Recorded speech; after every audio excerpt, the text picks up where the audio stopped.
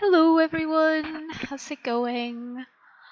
Um, I'm not sure what we're gonna do in the stream today because I haven't gotten any sync sketch links on Discord. So if anyone wants me to review anything, feel free to send me a sync sketch link over here and I will check it out. If not, I'm either going to continue with the shot that I should block out, or I might play with the rig that we're making. We'll see. I'm good, thank you. So if anyone has links, feel free to send them. I'm just gonna double check that nobody sent anything, but I think nobody did. Yeah. So cool, awesome. Sounds good. So in the meantime, if no one has anything for now, like I'm waiting for you, Fatima, but in the meantime, let me just show you guys our rig. So yay, this is the rig. I can review anything that if you guys want. As long as there is nothing that clashes with any NDAs, I'm more than happy to review. But yeah, this is so rig. It's so pretty. Look at that pretty face. Ah, I'm so excited. There's still a few fixes that we're making, but overall, it's really cool. I'm so excited. Can't wait for everyone to be able to play with it. So yeah, well, everyone sends any links. I'm just gonna do a random post. I don't even know what type of post to do. Last time I was checking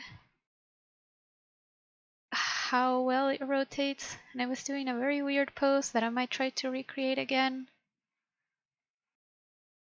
We'll see how that goes.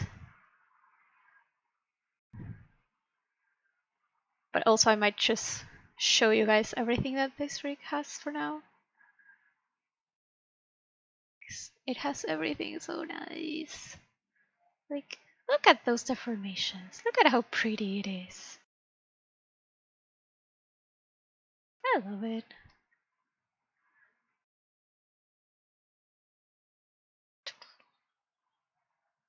I might also continue my shot. I'm a bit tired from work, but animating could be a good change because I haven't been animating that much at work.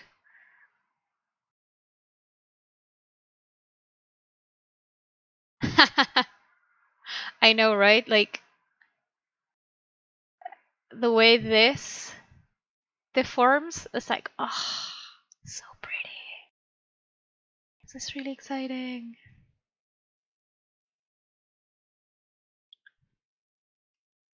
I need to make a picker for this. Out of curiosity, uh, what pickers do people prefer? Anim School, MG Picker? What do you guys like best? Because that might inform us as to what picker to use. Is this cool? Okay, cool. Yeah, at work we use MG Picker and it's really nice and it works really well. The only problem is that editing it is so annoying. Creating one is like, oh, why is everything so hard in life?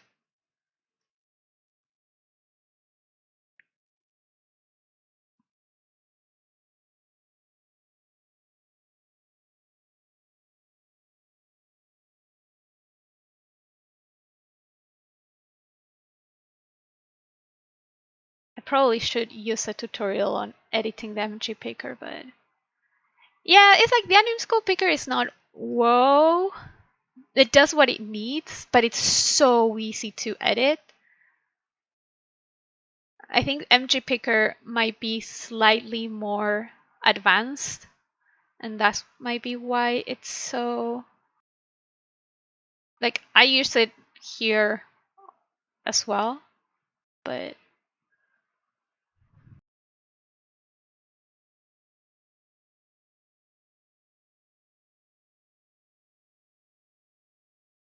just checking out how he bends.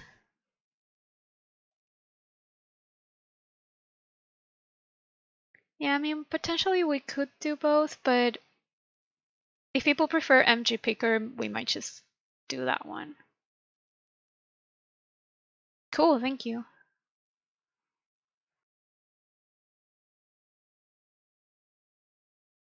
Yeah, besides, yeah, I know.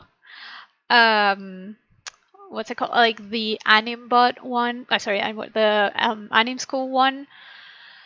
Apparently, like might be paid at some point. I'm not sure. I know that I downloaded it again, and it was the trial version, which is like, so might be best to just go with MG Beaker.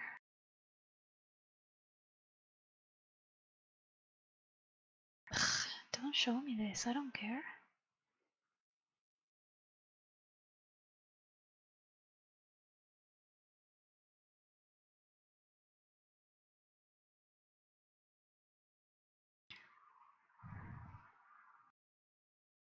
This is a very weird pose that makes no sense, but I'm just twisting and finding how it works.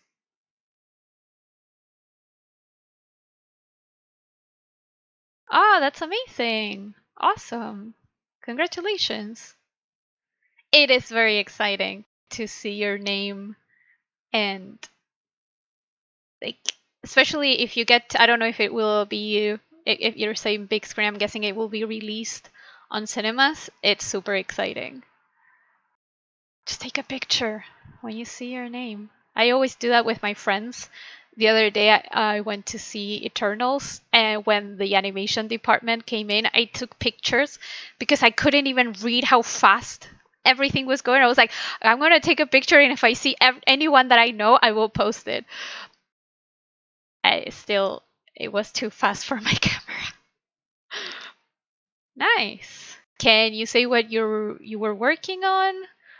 Or not because NDAs. It's okay if you can't. Don't break any NDAs, please.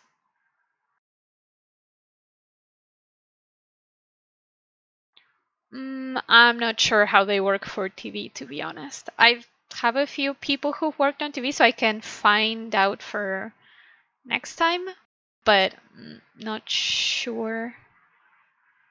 Side roll. This is the one that I was looking for.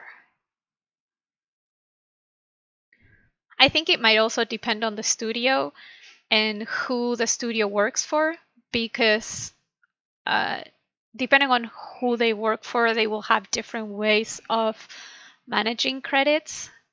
It's not the same. So, not sure. Nice. That sounds interesting. Well, congratulations. That's awesome. That's so much fun.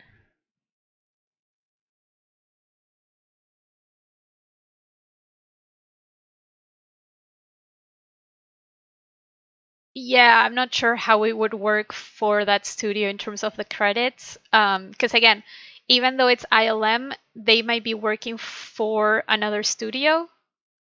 Um, so it depends on that studio how they want to do it and credit people.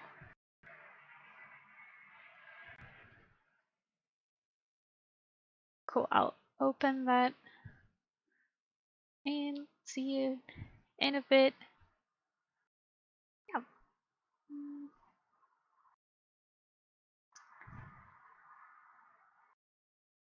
Oh my god, yes. I think that uh especially in movies that are more VFX, there's so many people that they scroll them all so fast. It's impossible. I was trying to see because I knew I had a few people who I know working in previous, and I was like, oh, I'm gonna see their name, and I know their name, so I know that where they are, and like their name starts with A, so they should be at the beginning, and I still couldn't see it because it was scrolling way too fast, and there were way too many animators, previous animators, and everything. Yeah, I agree. It's all going way too fast. That's all part of how they bid it. Um, Apparently, again, this is what I've heard. I don't know if it's true or what, but apparently they when they bid a show, by bidding I mean like they say how much time things are going to take, they also bid the credits, how long they're going to take, and how much space they have, which I don't understand why, because it's digital. You can just edit it. Like, why would it change if you have a few more people there? I don't know. That's a business side of things that I'm not aware of. But yeah, who knows? I don't know. It's exciting though to see your name. But for people who are working in the industry or starting or anything, don't be discouraged if your name doesn't appear in the credits. Sometimes that happens. It's unfortunate, but sometimes, depending on how long you work in a studio, how long you work in the project, or internal things that have nothing to do with you. Your name might not necessarily appear in the credits. It sucks, but sometimes it will happen. So don't don't worry about it. It sucks, but it can happen. I think that for some studios, like for example, you need to work for more than 3 months to get a credit. Yeah. Yeah, exactly. That's the thing, that if they bid for, I don't know, 120 animators and suddenly you're number 121, it sucks. But yeah, like I've had friends who worked, especially in, I think it happens more in VFX because there's so many people that work in those movies because they are very huge. I've had people who weren't credited. I mean, you can still add everything to your IMDb, so it's not that terrible. But yeah, if sometimes you're not necessarily in the movie credits. He's so cute.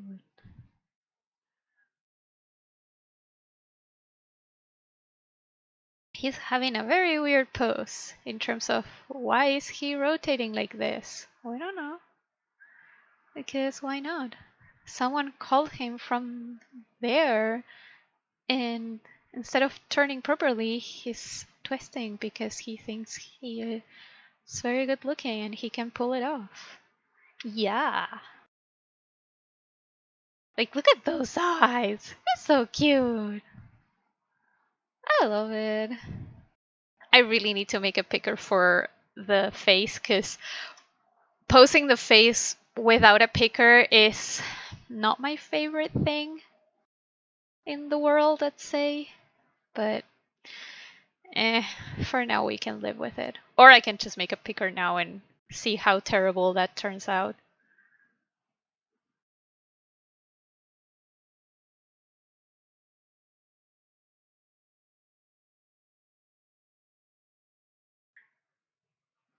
And if anyone is familiar with Artem's rigs, this kind of has a similar functionality. Whoops. We're still fixing a few things, but overall, it's pretty much done. Maybe I can lower this a little more.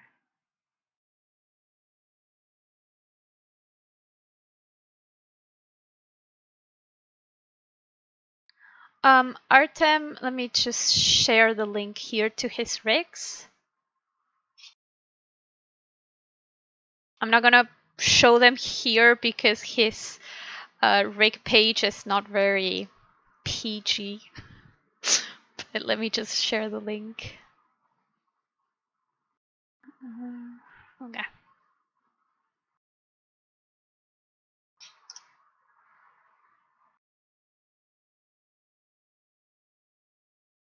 Yeah, there you go. Has some really cool rigs.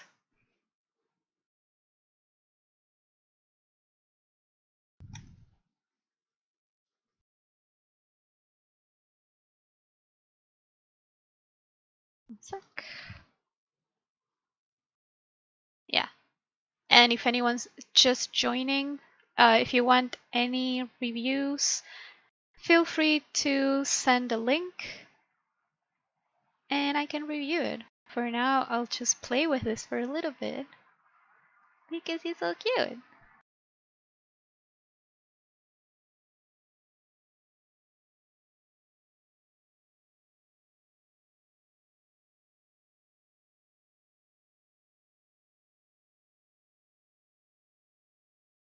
I don't even know what pose I'm doing, to be honest. If anyone has any suggestions or they want to send me like a picture to try out, feel free. Ish. It's like 98% of the way there.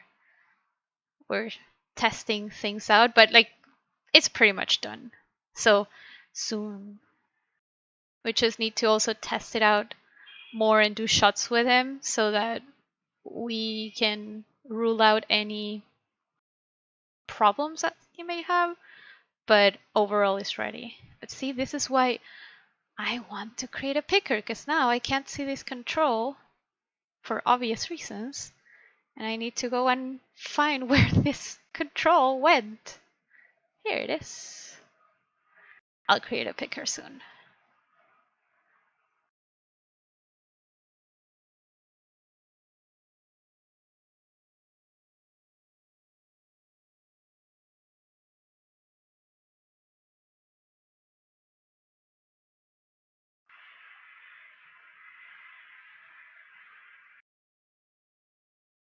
Yeah, he's looking so cool.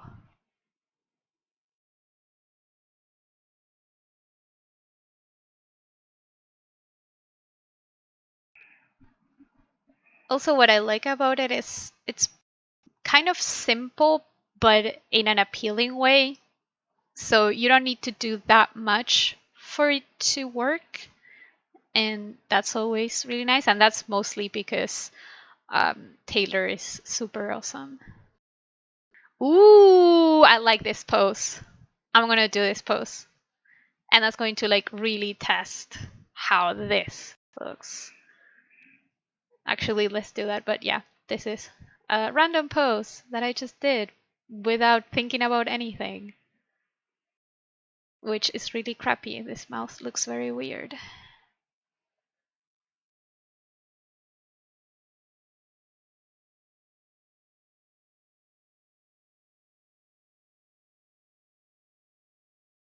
So, what?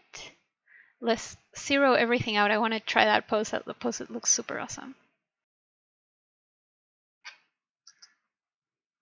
And I need to zero out this. Okay. Yeah, without a picker, it's so much harder. Let's create a camera.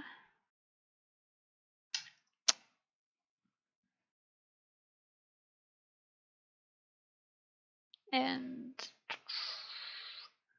put this picture up.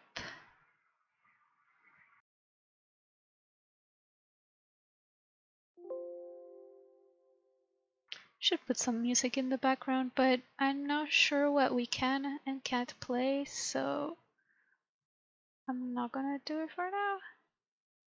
Ugh, hang on. This didn't open, didn't save us a picture.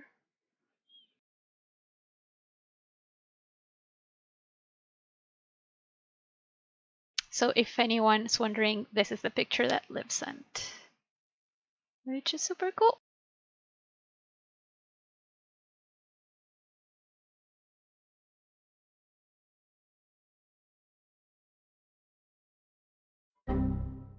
Ooh, thank you for the follow.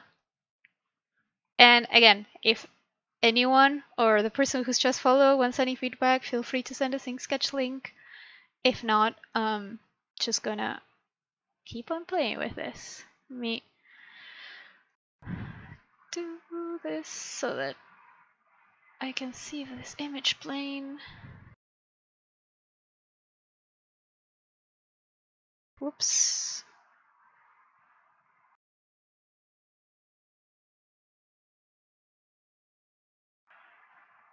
I should actually use this as a...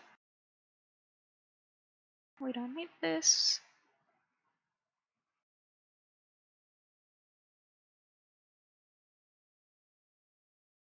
There we go. Okay.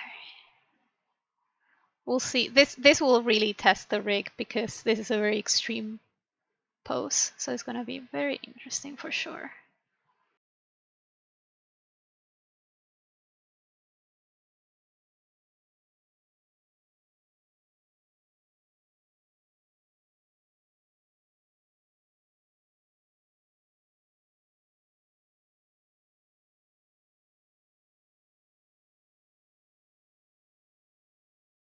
And I'm not the best at speaking while I work, so I'm gonna try and just talk about whatever. But if anyone has any questions about anything, about life, about why is it so hard to animate? Why am I crying all the time? Or, I don't know, why are dogs so cute? I'm not sure why, but I agree. They are very cute. Oh, side note, now that I remember, I'm not sure we have too many people today, but tomorrow there won't be a stream because Madison can't do it. And next week we are changing the schedule.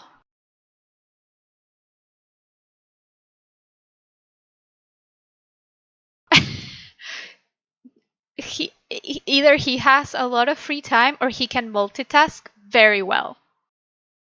Probably he can multitask very well.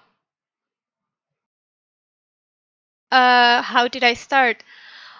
Uh, Actually, now that I'm seeing this, I think I have actually a suggestion for this rig that I might add because I don't see like a tip in here. Like I could use this, but it's not the same.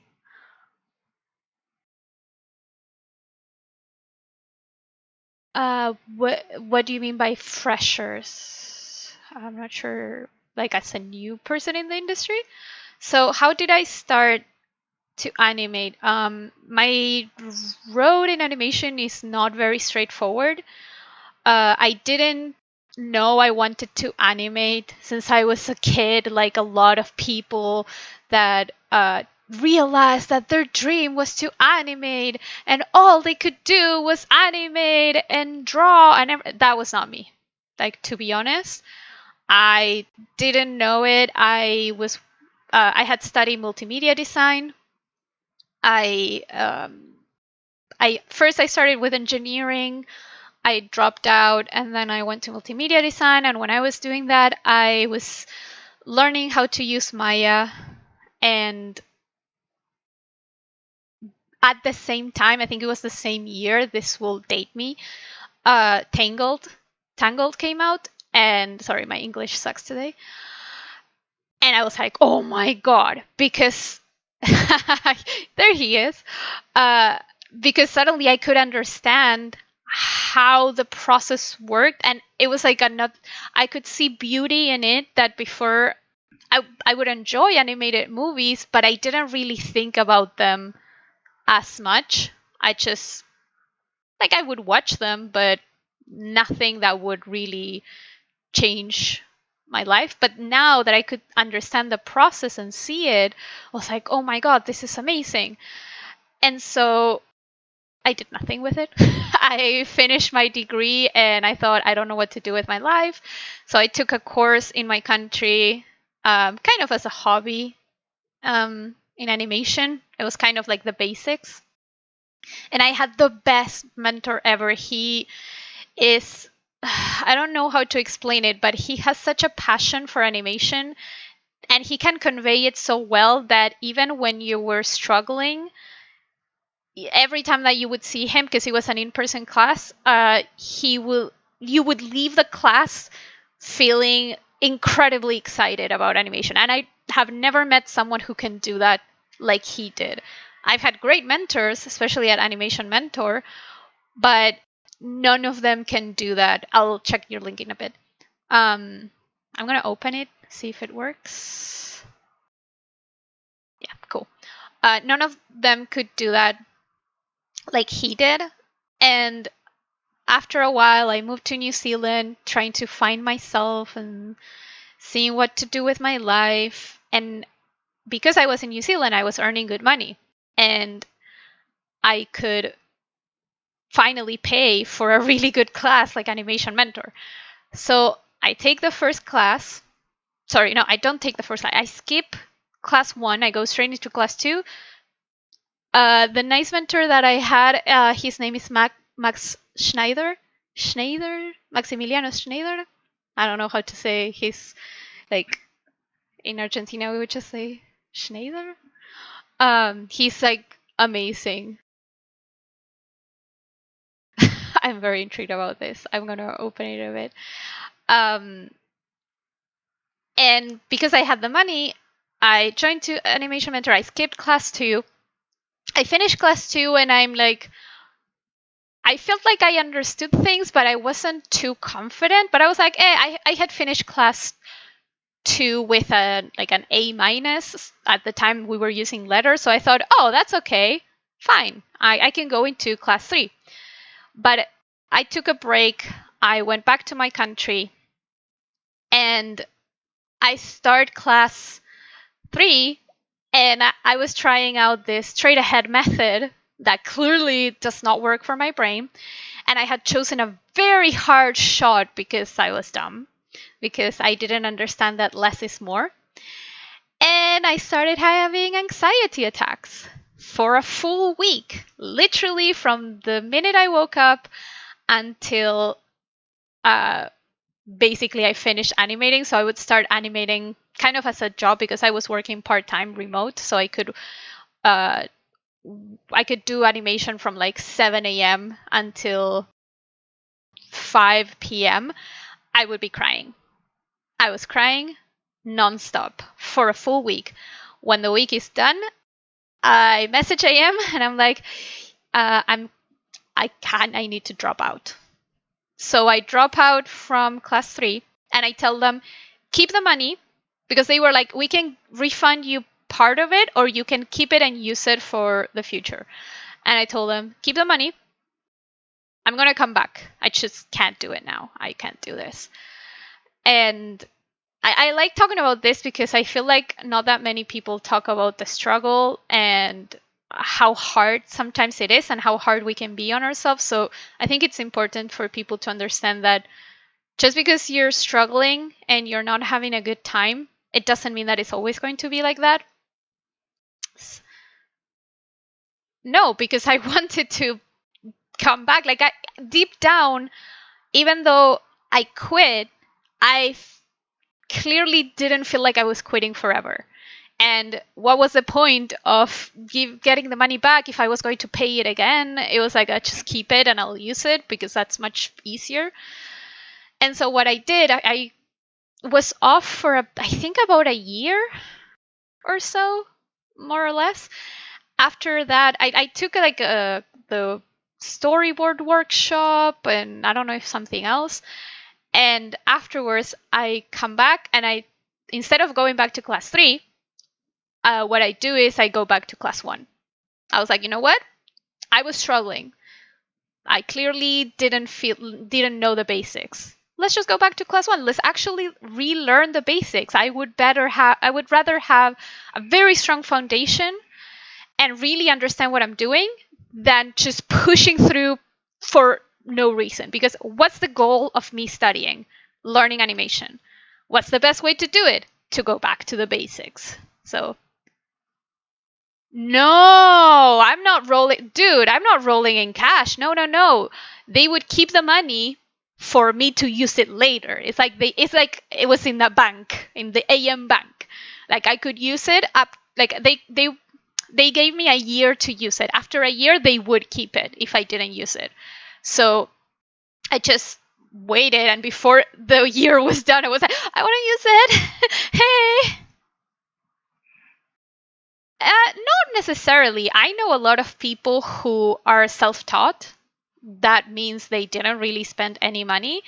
I am not very good at being self-taught. And I do need to pay someone to teach me because that's just my method. But it doesn't mean, like, I know a lot of people who are really, really good animators who learned by themselves. I was lucky again that I basically moved to a country with a good currency, and that let me pay for Animation Mentor. Yeah, there's a lot of free resources for sure, but you need to be very, like, that's where a lot of the passion comes in, because you need to be really passionate to learn by yourself. And let's be completely honest, I'm not 100% passionate about animation. Like, there's a lot of people who are passionate, and that's amazing. Is animation my passion? I don't know. I enjoy it, but I like it as a job. I'm not like, if I weren't animating, I don't know what I would do with my life. I would probably travel. If I were rich, I would travel. Like, that would be awesome. Do I enjoy animation? Yeah, for sure. But there's nothing wrong with animation not being your passion. You need to really enjoy it, because animation is only for masochists, because it is not easy at all. But if it's not your passion and you're seeing all these people on Instagram being like, oh, animation is the best thing in the world and I love it, it's awesome. Don't get me wrong, but it's hard. Yeah, it's longer without a school for sure. If you have a school that can teach you, it's definitely easier. Like, that's for sure. But it can be done. It all depends on, again, how much drive you have to do this. That's awesome. If you're passionate about animation, that's fantastic. That's the best way to go about this. For me, again, I like animation. Is it my passion? I don't know. I don't think so. I think I like it and I enjoy it, but I'm not dying for it. I'm like, I like it. It's a really fun job. Sometimes it's a struggle, and I would rather not struggle. But like, what I like about animation is that it's a never-ending learning curve, and I like learning. I think that's maybe my passion. What, because of not being passionate? Like, I'm sorry, not everyone in the world is passionate about everything. And I feel like that's an important view that people don't seem to accept sometimes. It's like,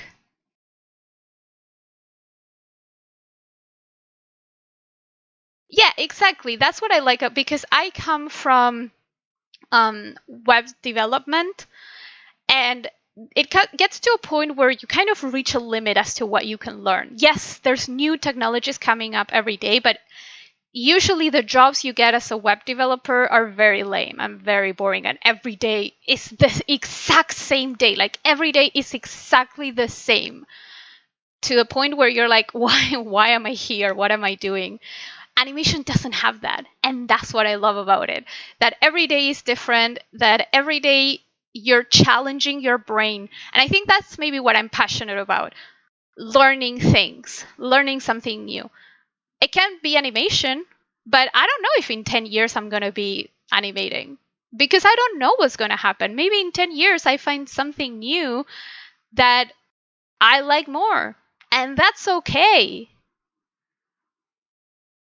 Yeah, exactly. That's the super cool thing. Hey, how's it going? About this is that you're never going to stop learning. So, just to sum up my journey, and then I'll go into the feedback.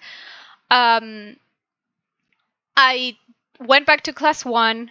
I did until class 6, and I took several breaks in the middle. That's why I didn't graduate exactly at the same time I should have, because I took breaks. Breaks are good.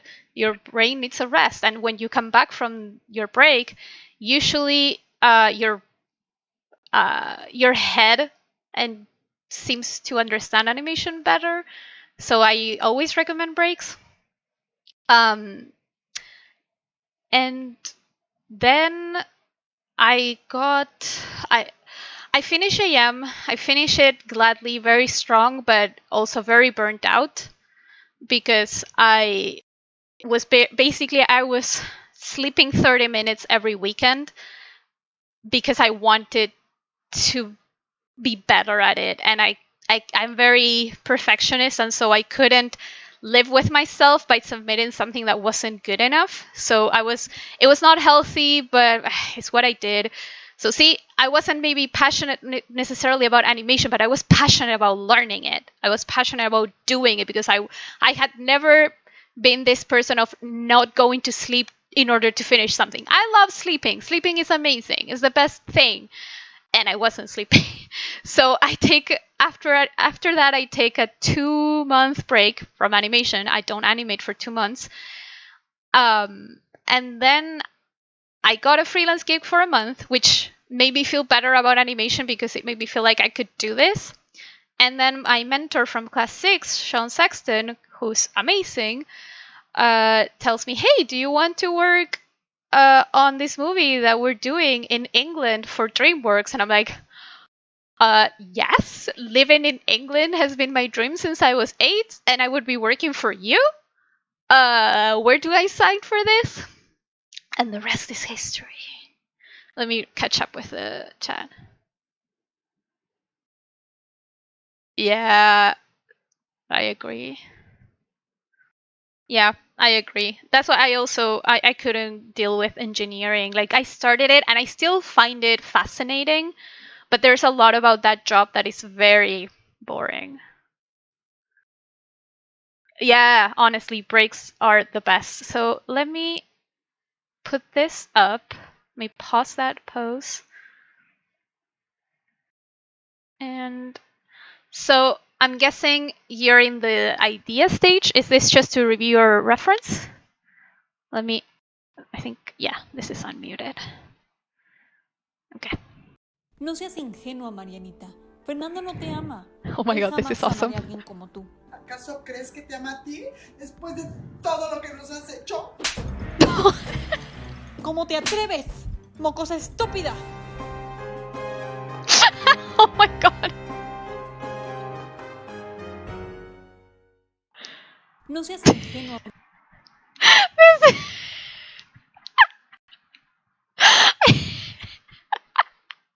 Oh, this is so cool. I love that you went full telenovela.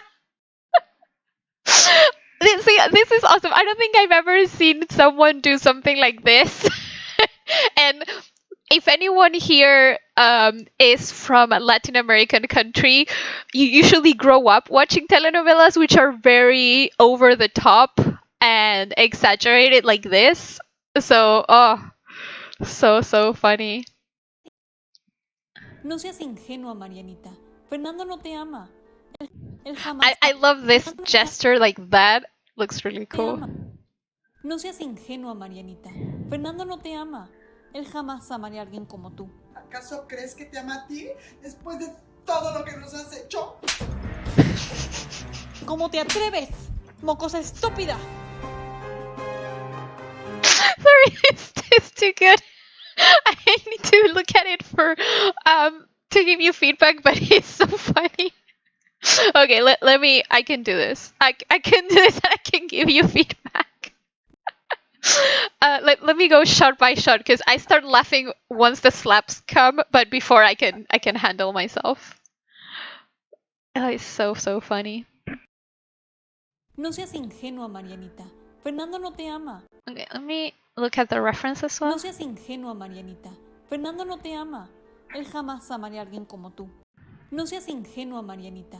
Fernando no te ama. Just to double check, because you have two references. Was it for a reason, or was it just one was more for like the facials and the other is the one, because it seems like you're mostly following this one. No seas ingenua, Marianita. Fernando no te ama. Él jamás amaría a alguien como tú. No seas ingenua, Marianita. Fernando no te ama. Él jamás amaría a alguien como tú. I think overall this is working really nicely. The only thing that I would say, I'm gonna actually comment on her first and then look at the screen right one.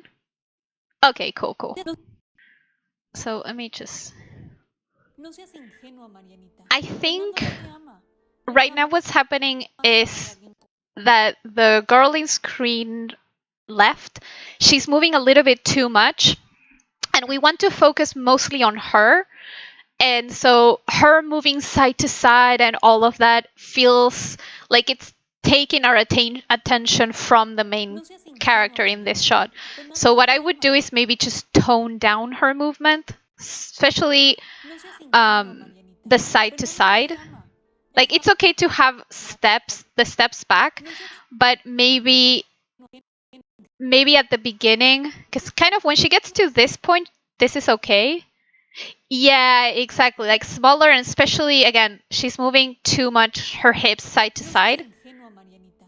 So if you can tone that down, especially also here, she's now shifting her weight too much. I would keep it more contained so that if she was here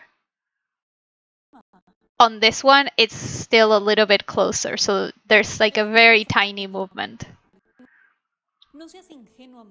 And that's going to help a lot with just looking more at the other one. For this, I would straighten that leg.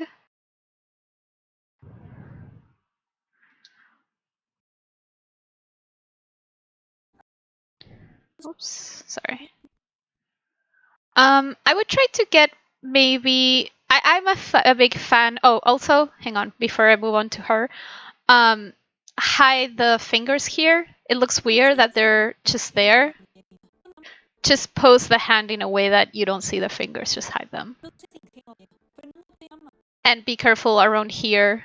The hand is going through the body. And when you're doing these steps, it feels like you have some rotation here with the RZ, but I don't feel it so much in the upper body. So just make sure that you counter that a little bit more, because you already have it with the hips, but I don't feel it so much with the rest of the body. So it's just a little bit more.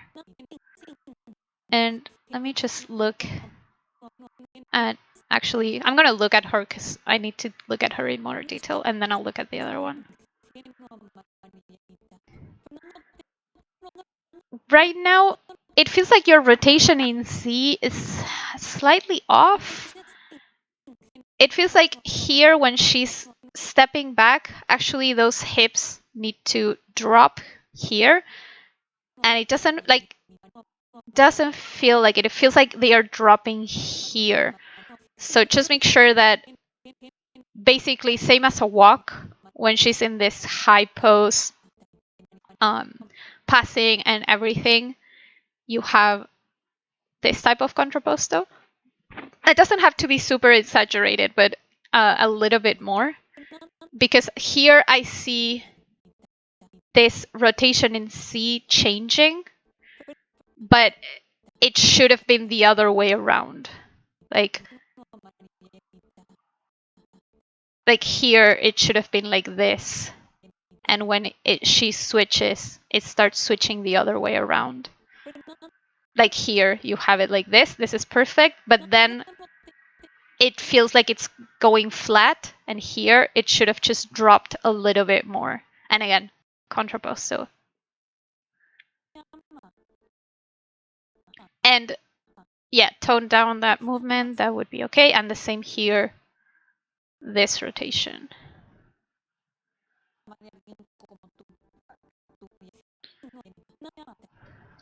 No seas ingenua, Marianita.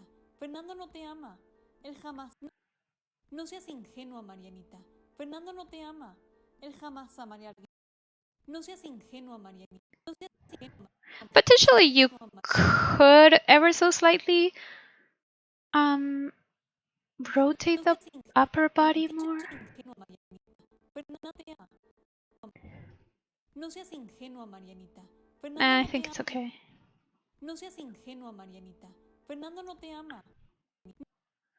No seas ingenua, Marianita. What I would do also when if this is for a class, make this smaller so that we can see this a little bit better. Or just put it a little bit further below, just for now, so that we can see what the feet are doing. Okay, let's look at her. No seas ingenua, Marianita. Fernando no te ama. Él jamás amaría a alguien como tú. I think overall she's looking really good, but I feel like her timing feels a little bit, yeah, the subtitles. It feels right now like her movements are a little bit even. You have, I feel like you have everything that you need, but it feels like everything hits kind of with the same rhythm or the same beats. Like, for example, this takes the same time as this. So maybe what you can do, let me just see your reference to see if there was. Él jamás amaría a alguien como tú. Okay, you added those in, so that's cool. No seas ingenua, Marianita. Fernando no te ama. Él I think, because I don't know if this is something that maybe your mentor suggested, but I think that maybe this first gesture could be different just because you're doing it here, and I think that here it works better. Okay, let me see the no seas close-up. ingenua, Marianita. Fernando no te ama. Él jamás amaría a Yeah, alguien. like here in this one works really nice in this part, but at the beginning, No seas ingenua, Marianita. this, I'm not too convinced about it. Maybe she could do it with just one hand, No seas potentially. ingenua, Marianita. So maybe she could do it with this hand since she's taking it out from here. She could just do this, like no seas ingenua, like ugh. Or no, or like dismissing her could be another. So she's here and she's like no seas ingenua, like ugh. So you could. Okay, see ya. Have a good one. No seas ingenua. Just because again, you're doing the same gesture and it feels repetitive, and also because this kind of getting a little bit muddy in terms of the silhouette. So if you just do it with one hand, and again, it could be a dismissive gesture or just like this, but just with one hand could be. Just try to find another gesture that can fit in there that is basically not the same that here, because this one works really nicely. But the other one is like, eh. No seas ingenua, Marianita. Or you don't even need to do a gesture necessarily. If you wanted, you could just have the arms to the side and that would be okay. But if you wanted, I would work on another. No seas ingenua, Marianita. Fernando no te ama. Él jamás amaría a alguien como tú. And here, when she goes in this gesture to this, it feels like the timing of this is very similar. Fernando no te ama. Él jamás amaría a alguien como tú. Maybe when you say jamás, maybe it could be a little bit sharper. Jamás. And then the other one. Okay. Él jamás amaría a alguien como tú.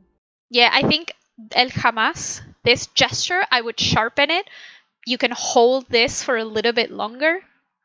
And I think that's going to look really nice.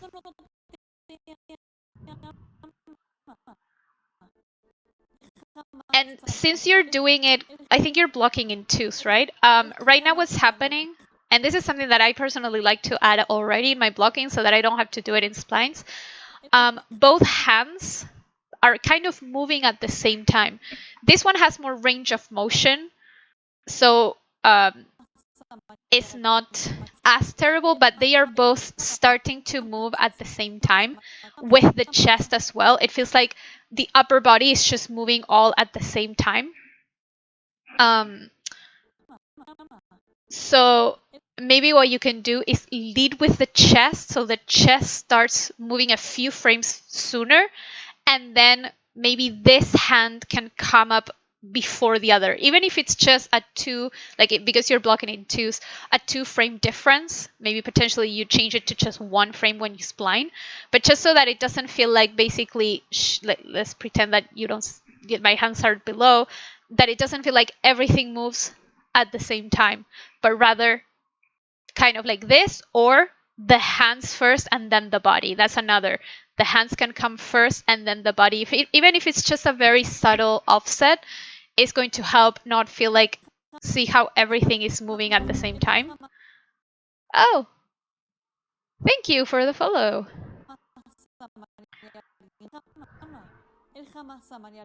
But yeah, I would definitely sharpen that movement back.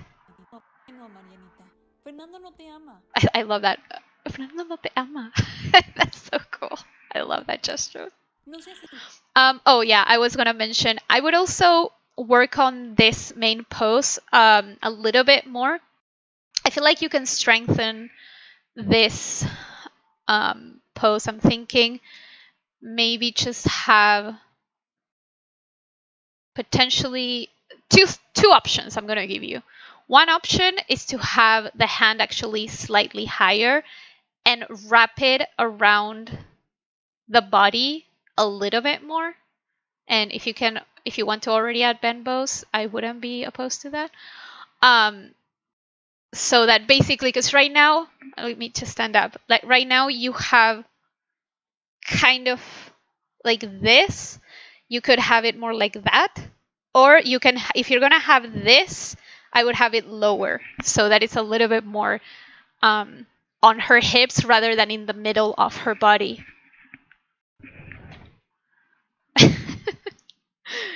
That would be funny. She already has like 500 frames, which is insane. But you can do like Matei did with his class 6 shot that after he finished it, he did like the parallel shot. That would be really funny.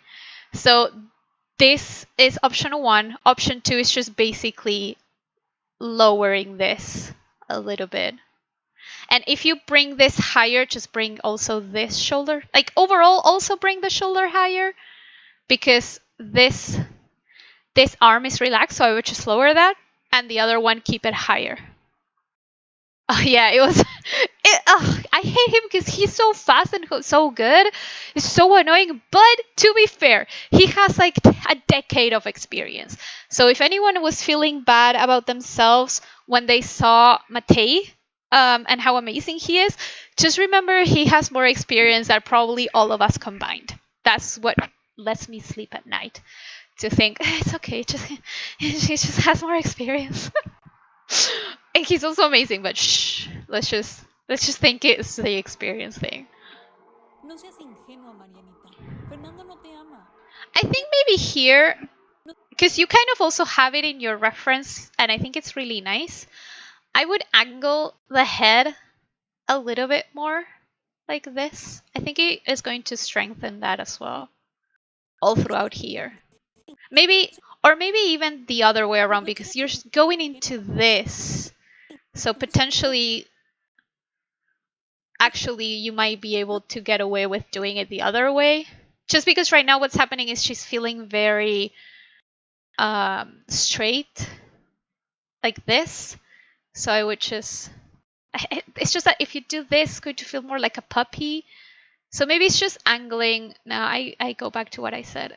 Angling her a little bit, just not as pushed as here. I think it's gonna help. No seas ingenua, Marianita. Fernando no te ama. Él jamás amaría a alguien como tú. No seas ingenua, Marianita. Fernando no te ama. Él jamás amaría a alguien como tú. No seas ingenua, Marianita. Fernando no te ama. I'm in love with this gesture. Like this, you nailed it. Fernando no te ama. Él jamás amaría a alguien como tú. Él jamás amaría a alguien como tú. No seas ingenua como tú. Fernando no te ama. Él jamás amaría a alguien como tú. Fernando no te ama.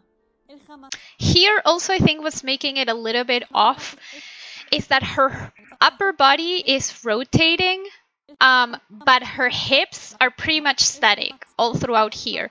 When you're doing this gesture, I would actually also rotate the hips down a little bit to compensate. Not the same amount that you rotated the chest back, but just a little bit of rotation so that basically if this is where she was and her chest is doing this, her hips are going to do a little bit of this rotation to compensate. So they're going to be like this. Even if the chest moves way further back, the hips need a little bit of rotation to compensate and to basically adjust the spine so that everything is still connected. So I think that's also what's happening. And maybe when she does this, her hips can come forward in space a little bit more, like the rotation down, a little bit of forward, and maybe a tiny bit up, like a few pixels, just so that it doesn't feel like the hips are static. Because I think also that's what's giving it a weird feeling for me right now. So it's like a tiny bit of movement, and I think that's gonna help. No seas ingenua, Marianita. I would also do a hand pass for. I'm gonna first talk about like basically it seems like she stays in just one hand pose all the time. So I would do a pass where you pose the hands for the whole shot so that it doesn't feel like she's always in just one pose. Like even when he says el jamás, maybe she can like open her hands or something. Yeah. Yeah, I don't want to say too much because it just feels like they are in one pose and maybe you already have some ideas for it for them.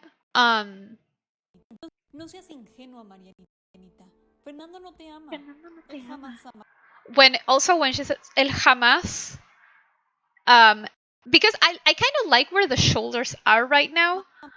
Potentially you can just lower them a little bit here, just a little bit, and then ever so slightly bring them up here, just basically because you're doing this, and when you do this your shoulders are going to move up a little bit because that's where the movement starts. So just make sure that basically there is some movement up on those shoulders, but if you don't want to lose where they are too much right now, you can go back to the previous poses and lower them a little bit and then bring them up a little bit here. That's what I usually do if I like a pose and I don't want to change it too much, I go back to my previous ones and adjust those so I have more range of movement. Marianita. Fernando no te ama. Él jamás amaría a alguien como tú.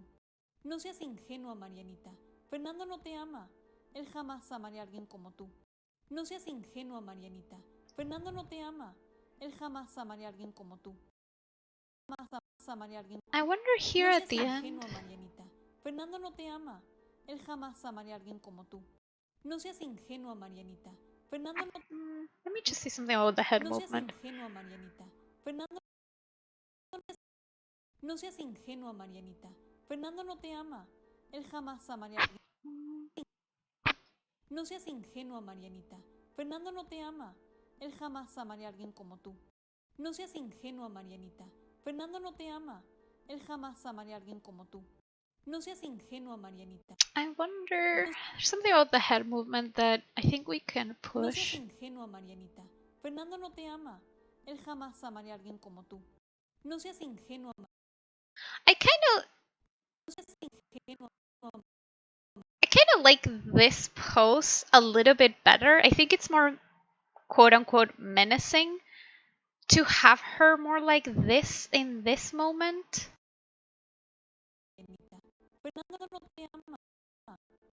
I would play with it to see, like, just try it in maybe one frame and see if you like it better.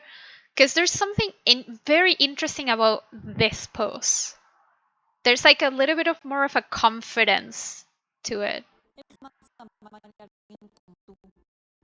And then I think you can also push how you get to this a little bit faster as well. Because right now, she's hitting...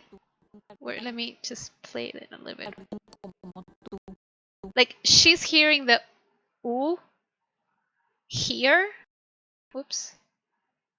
But she keeps moving too much. And I think that basically by this frame, she should already be in this pose. So basically get to what you have on 125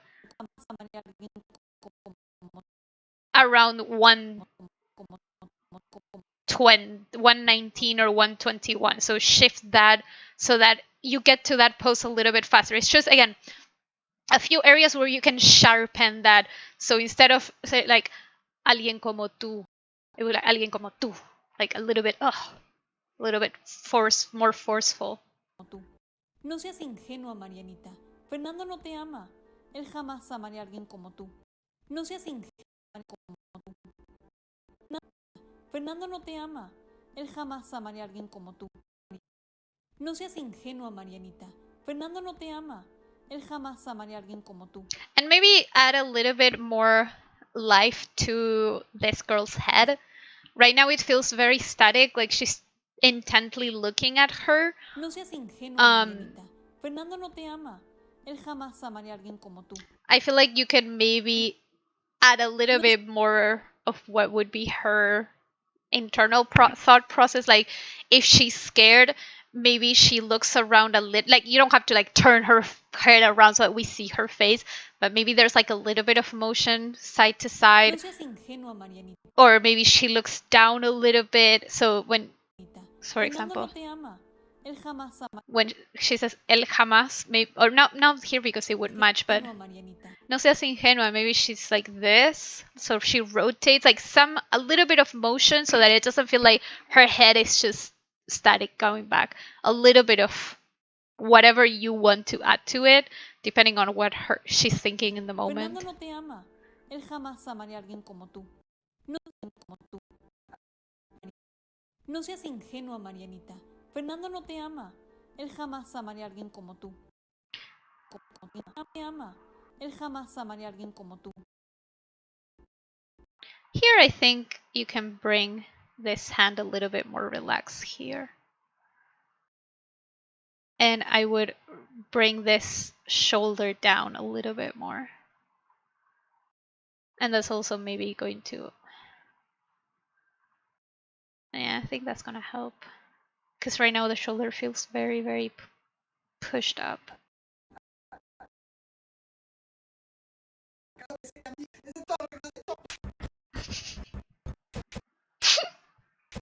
So funny.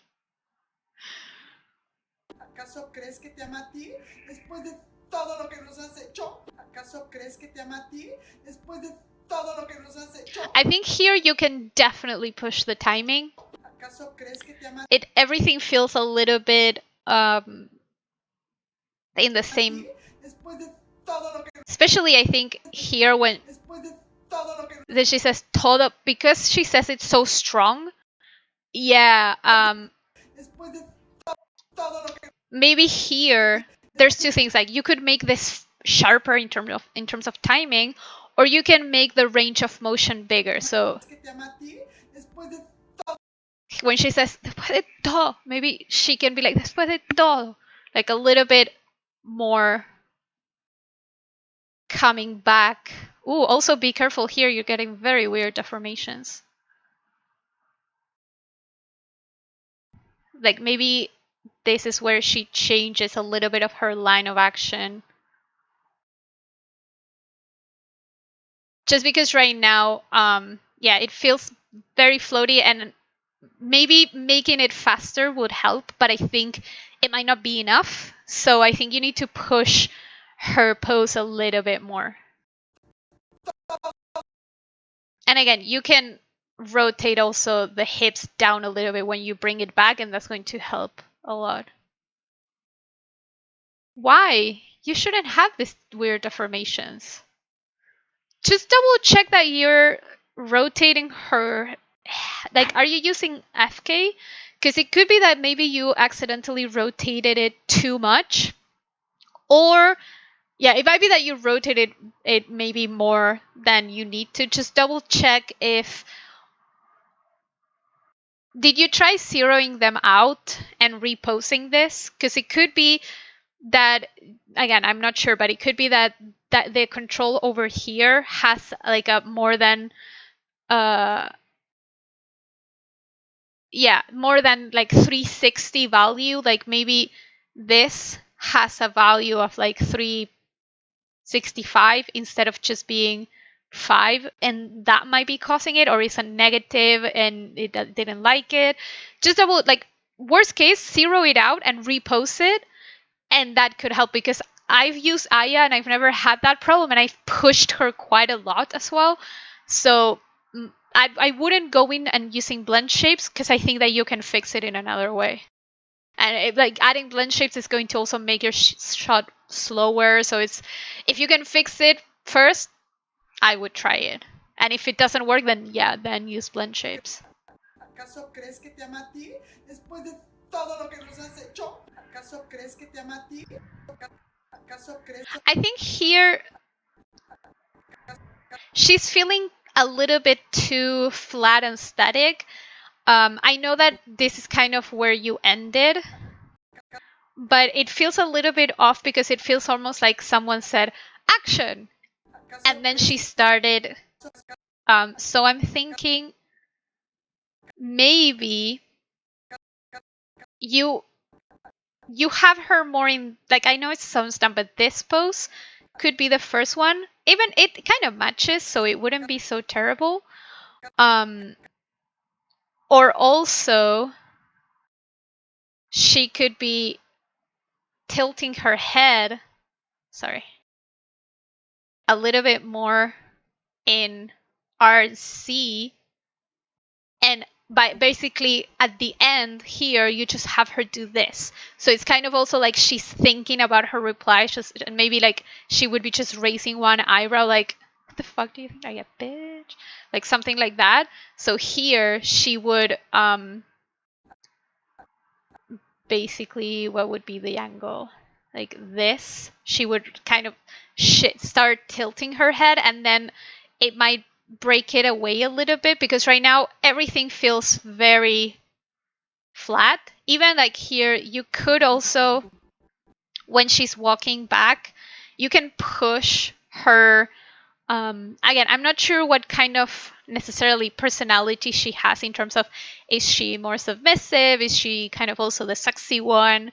And because that's also going to inform, like if she's more submissive, her whole demeanor when she's walking and everything will be maybe even like a little bit more hunched and a little bit more like oh no, and maybe even her hands can be up like that, like if that's her personality. If she's more like quote unquote the sexy one and like the typical like super like pushed Latina, then here you can push this way more. Like if she's super confident about herself, she can have a bigger contrapposto, because I think right now she's feeling a little bit flat overall. So it could be that if she's really confident, just push her pose a lot more. Because right now I think that when she's walking back, we don't necessarily understand who she is. If she's more submissive, I would just bring her more in, and even like maybe her hands are not to her side, but they are like like clasped together or something, so that it informs us a little bit more about her. But again, it depends on what type you're going, and that's going to help with this pose where she feels very neutral. Everything is kind of flat. But again, if she's more submissive, she's going to want to try to make herself smaller and more like that. If she's more like even more confident than this one, then again she can come, like her hips would be more to the side, more like that.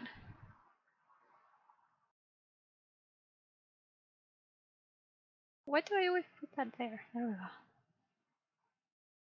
So I would play a little bit more with the characters. I know it kind of sucks to tell you this when you've done such a detailed blocking, but that's just, again, it's my opinion. You can take it or leave it, but I think it's going to push your shot a little bit more in terms of who these characters are, particularly her. In this pose, she's very, very neutral.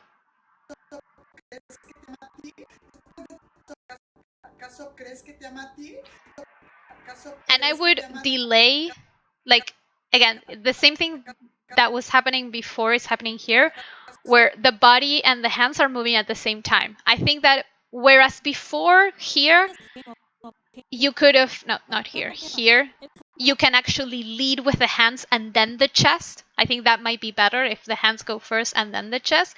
Here it could be the opposite, where the chest starts moving, but her hands are where they were before, and then they start moving. Also because you're moving the hands too close to the camera cut, so we don't have really time to process what's happening.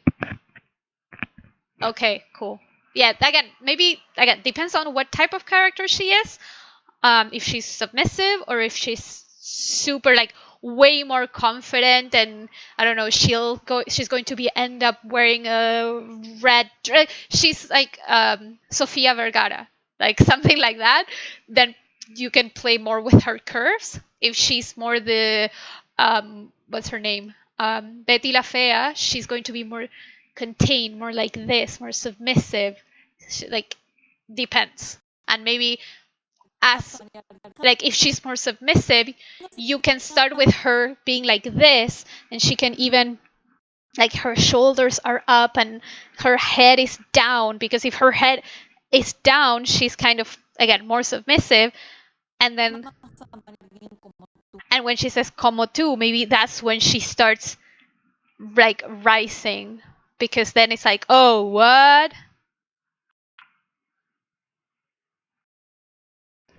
Awesome. Yeah, definitely. I would, again, if you're going for more submissive, I would like shift the rotations here so that the back is a little bit more like that. Her head is more down, her shoulders are more up, and I would definitely have maybe her hands closer together. And even if she's more submissive, again, her walk very contained. And maybe by the end of the shot, when she says como tú, that's when maybe she was like this with her head rotated down. Como tú, maybe that's when she, like, maybe her body doesn't change so much, maybe her shoulders ever so slightly drop, but her head tilts up, because then that's the change that we need for this scene. Like, we're going to finish from there coming up to this coming up, and then she goes into her gesture. I think that could be interesting to see that that basically the emotional change is what triggers also kind of the camera change. ¿Acaso crees que te ama a ti? ¿Acaso crees que te ama a ti? Después de todo lo que nos has hecho. And then here, again, like I said, a bigger, broader gesture. Here also, I think that you can... I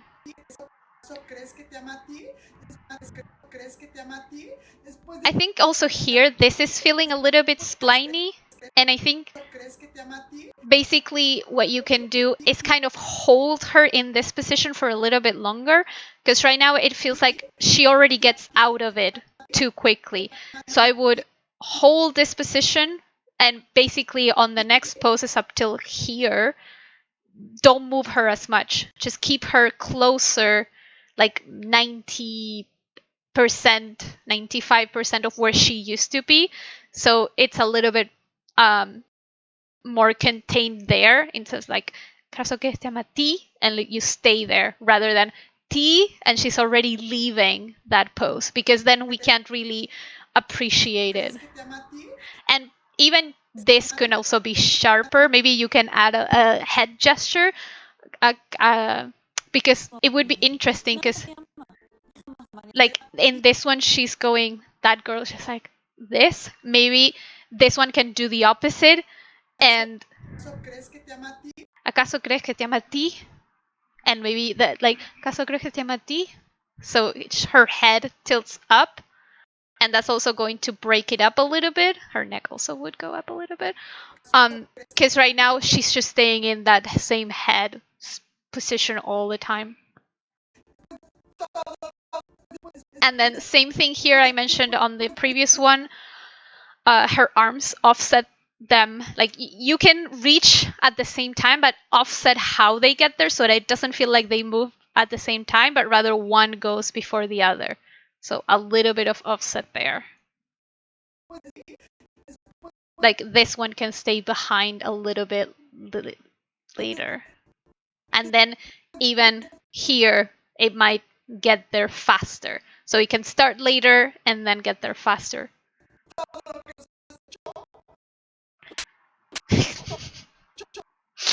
And here I would lower the shoulders a little bit more. And maybe even bring this a little bit backwards. Here, when she's bringing the hand up, remember to move the shoulder higher. ¿Acaso crees que te ama a ti? Después de todo lo que nos has hecho. And for this change, let me just see. No, let me just see the cut.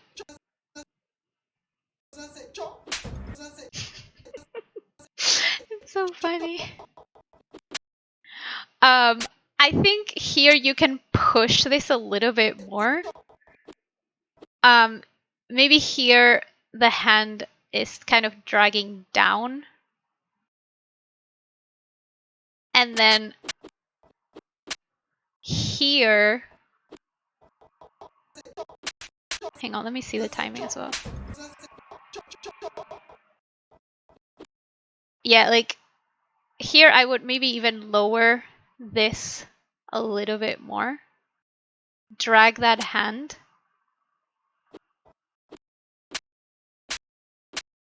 And then this one I would actually bring it higher and kind of start opening it a little bit more. And then for this, because this is getting really hard to read, also be careful here, the shoulder seems to be breaking. Maybe here, just bring out this hand out in silhouette a little bit more and have it flat so that we see this, because if not, we're going to miss it. And you can even, like, you're making the hand bigger right now, but because it's not out in silhouette, we don't see it. Keep the size, that's fantastic. Just bring it out. And rotate the chest also a little bit more in Y, so that right now it's here, just a little bit more there. Here it's okay, but here you need to rotate it more. And even this one, you can rotate even a little bit more.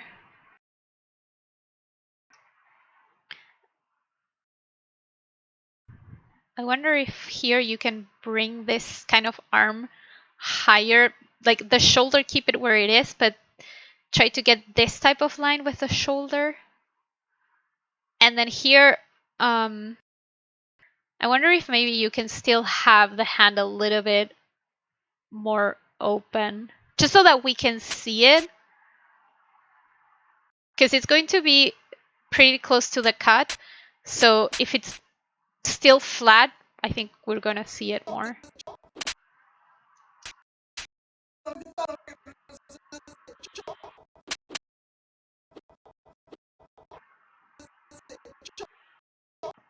And as she's doing her slap, I would rotate, because you also have it in your reference, rotate her head more, like not rotate, tilt it basically.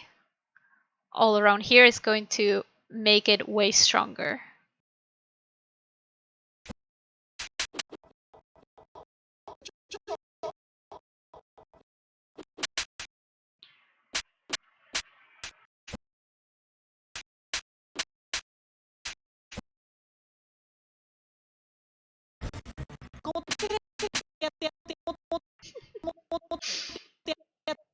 This is so funny.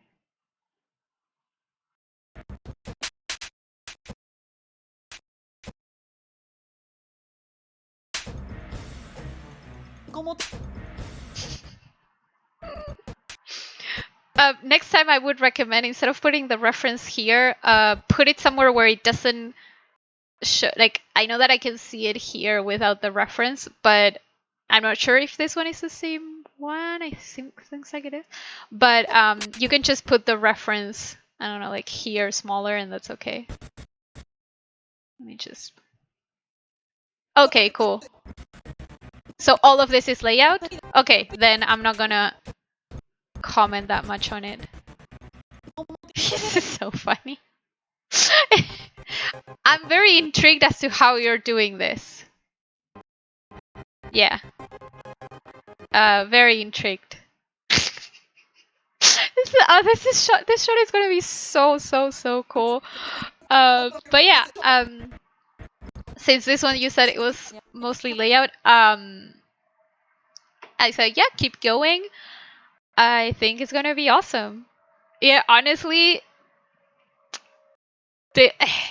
I love it already. If this is 4 AM and it doesn't make the showcase reel next year, we have to riot, because it's very good and it's very fun. I love it. Yeah, as with everything, you're gonna hit spline and you might cry a little bit, but I think you're blocking it very, very nice and tight, so the pain won't be as much. Yeah, because I mean, even if you have to finish it after class, I think it's going to be like a really strong shot for your reel. So here when she says Fernando no te ama, I think maybe ever so slightly lower the shoulders. Hang on, I'm not gonna put this note here. I'm gonna put it back in this one. Maybe it's even like Fernando no te ama, like a little bit of and then slightly down. So that just as the shoulders don't feel very static and there's a little bit of motion there. So like maybe here they slightly come up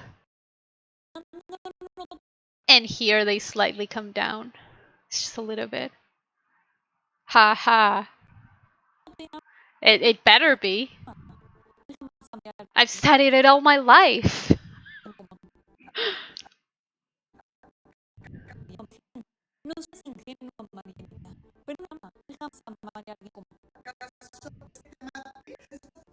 I love this. It's so funny. Do you have any questions? In the meantime, let me see if anyone posted anything on the feedback channel. No. Okay, cool.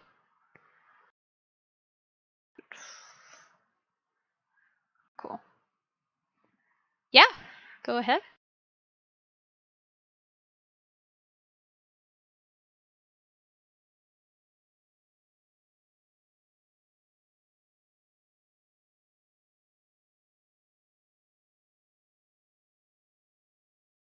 Yes, this should be recorded and automatically uploaded to Twitch, and I will upload to YouTube probably as soon as this is done. So should be recorded. Cool. Any other questions? Yes, so we still have time for another review if you want to send a link. Yeah, no problem. My pleasure. Awesome. I'm glad. Even with the dose that I gave you, when you shift to spline, you might feel it's a little bit spliny. This is something that also happens when you block in twos. Because you're blocking in twos, like there's always that feeling with stepped that feels slightly faster than reality, and because it's in twos, we see it almost like we are seeing in like when we play it at normal speed in ones. So you still might need to sharpen things when you move to spline, but it will be more of a slight retiming rather than having to cry and figure it out in spline of, oh no, what do I do? But like, don't worry if it feels slightly spliny when you move to spline. It's not common. But yeah, cool. Let me open this. Why sadly? It's like you're making progress. It's getting there. Okay. What was that? It wasn't a fox, was it? I don't know. Is it a fox? Shine something. Ooh! Bah! Oh god, I bet it's a fox. Oh, no, I'm not being funny. Foxes have been after me for years. It's like they have a pact or something. Where is this line from? What was that? I've never heard it. It wasn't a fox, was it? I don't know. Is it a fox? Shine something. Ooh! Bah! Oh god, I bet it's a fox. Oh, no, I'm not being funny. Foxes have been after me for years. Yeah, 100%. I agree. I've never seen it. It wasn't a fox, was it? I don't know. Is it a fox? Shine something. Ooh! Bah! Oh god, I bet it's a fox. Oh, no, I'm not being funny. Foxes have been after me for years. It's like they have a pact or something. Cool, this is looking I'm really not nice. kidding. What was that? It wasn't a fox, was it? I highly doubt it. If that were the case, I would be signing up right now. Yeah, I should. Is it mostly comedy? I'm kind of looking for lighthearted things right now. Not so much drama. I've been trying to watch Squid Game, but I'm just not in the mood for it. I've been basically rewatching Schitt's Creek all the time because I also bought the book, so it makes me happy. What was that? It wasn't a fox. What was that? What was that? It wasn't a fox, was it? I don't know. Is it a fox? Shine something. Ooh! Bah! Oh god, I bet it's a fox. Oh, no, I'm not being funny. Foxes have been after me for years. It's like they have a pact or something. I'm not kidding. I think overall it's looking pretty good. I do have a few notes. What was that? What was that? I think What was that? this movement up What was that? could be slightly sharper, like a little bit. What was that? What was that? What was that? What was that? And it could be that it's sharper. You like there's two ways that you can make it. What was that? Either you like change the timing so that it happens faster, or he starts, we don't see him on the frame, like he's below, and because the movement is going to be bigger, that's going to make it sharper. So whatever option you prefer, it's easier for you. What was that? But I think even when the way that he comes back, that could be sharper as well. So it could also be that this pose, it doesn't have to be a lot, just a little bit higher, so that it feels a little bit snappier. Again, just because when you hit spline, this might feel a little bit too soft when you move to spline. Because again, you're like I was saying with Fatima, if the blocking feels good and not exaggerated when you're blocking into, sometimes you might need to push it when you go to spline. So if you already push this, and again, it doesn't have to be a lot, just slightly more, I think that's going to help you. What was that? What was that? What? Nice. Oh, be careful here. I think one of your mouth keys went to the other frame. Hey, how's it going? It wasn't a fox, was it? Yeah, for sure. It wasn't a I've fox. just started with this one, so it will be after this one. What was that? And even when he says that, all of this could be a little bit bigger and higher. So everything is coming up. Awesome. I'm going to first talk about the body and then I'm going to talk about the face. It wasn't a, what was that? It wasn't a fox, was it? I don't know. It wasn't a fox, was it? I don't know. Is it a fox? Shine something. Ooh! It wasn't a fox, was it? I don't know. Is it a fox? It wasn't a fox, was it? I don't know. Here, It wasn't a fox, was it? this part kind of feels like the whole body's moving as a unit. Yeah, the shoulders definitely seem like any character that has very broad shoulders is really hard. I feel like shoulders overall never the best thing that are rigged in a rig, and when they are huge, it just makes the problem worse. Like right now what's happening here is that everything is moving at the same time, and it feels like his body's tilting with his head and rotating, so maybe just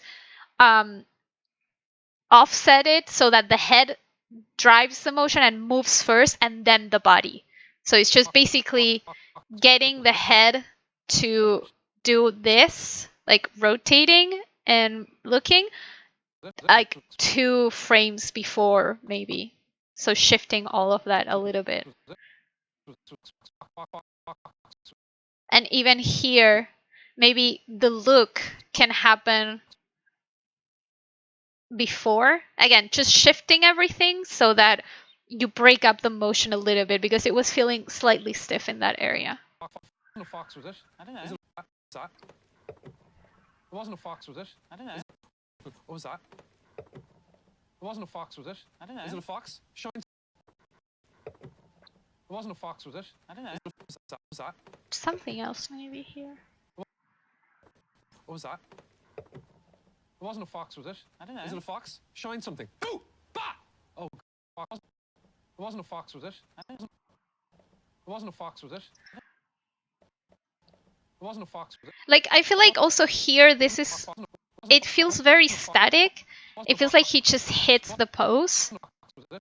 Maybe It wasn't a fox, was it? I don't know. Is it a fox? Shine some. Maybe what you can do, wasn't a fox. Maybe when he says this, that's when, like, instead of bringing the shovel when he turns around, that's when he brings it close. Maybe as he's saying, wasn't a fox. Like, he's starting to get worried, and his shoulders come up a little bit because he's getting defensive. Because right now, again, what's happening is he's saying, wasn't a fox, was it?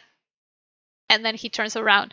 But if you say it wasn't a fox, like a little bit of, it doesn't even have to be a lot, but just bringing it in a little bit more, and maybe the shoulder, or even just the shoulder that has it comes in, it comes up a little bit, just so that it doesn't feel like he suddenly froze in space. Then it doesn't have to be a lot of motion, but just a little bit. A fox, was it? I don't know. Is it a fox? Shine something. Ooh! Cool. I'm gonna open it so I have it there. It wasn't a fox, was it? I don't know. Is it a fox? Shine something. Ooh! Bah! I don't know. Is it a fox? Shine something. Ooh! Bah! Oh. I really like this part. Shine something. Ooh! Bah! Oh god. I don't know. Is it a fox? Shine something. Shine. Oh, be careful here. This key is not moving. Like here, the hand is not moving in this frame. And it also feels here, the hand feels a little bit more stuck. So just check the spacing over there. Yeah. Shine something. Ooh! Bah! Shine something. Ooh! Bah! Oh, something. Something. Ooh! Bah! Shine something. Ooh! I think you can even push, because it feels like this is slightly slow. I kind of am tempted to like basically make this into ones, because right now it feels a little bit soft how he throws it, and I think it could be snappier. So basically this frame, I would actually make it like 10% of the previous shot. I would make it closer to what this is, just so that you have a snappier release, because right now it feels a little bit soft, and when you hit spline it's going to feel very, very soft. So all of this I would make it faster. And I would ever so slightly maybe just actually, instead of bringing the hand down, like right now it's towards camera, just rotate. I can't draw hands, so I'm just going to show you here. Like the hand is like this, just rotate it like this. So he released and rotated so that this part is looking ever so slightly more to the top.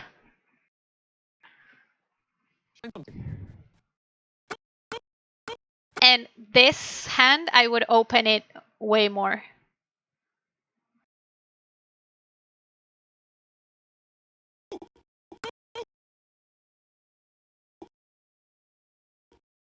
Can we get a more interesting pose there?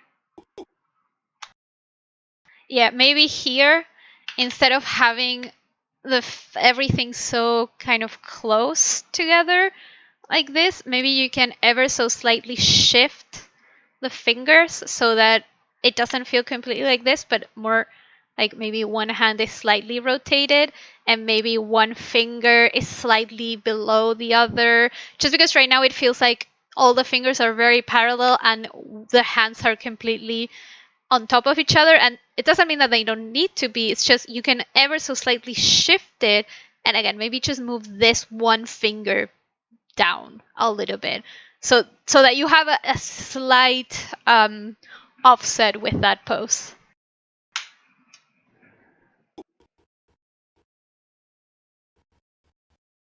Here I would try to get a little bit more negative space with this. You can just bring this thumb ever so slightly here.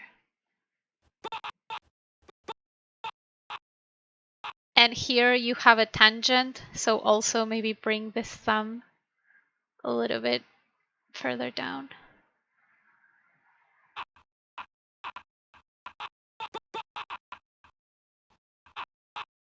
Also be careful the hand is moving. Again, I don't know if this is just your blocking method or if it's a stray key. Just make sure that you're aware of that hand there. Oh god, I better. It's okay if you just block like this, that's okay. It's just be careful of this where the body is moving and this hand staying back in place. Oh god, Because it may cause you problems when you oh hit god, I spline. better, oh god, I better, it's a fox. No, find something. Ooh, bah! Oh god, I bet it's a fox. No, I'm not being funny. Foxes have been after me for years. It's like they have foxes have been no, I'm not being funny. Foxes have been after me I for think, years. It's like they have a like, foxes have been after me if I don't for look at the years. arm, It's like they have a pact or something. this part is looking really nice.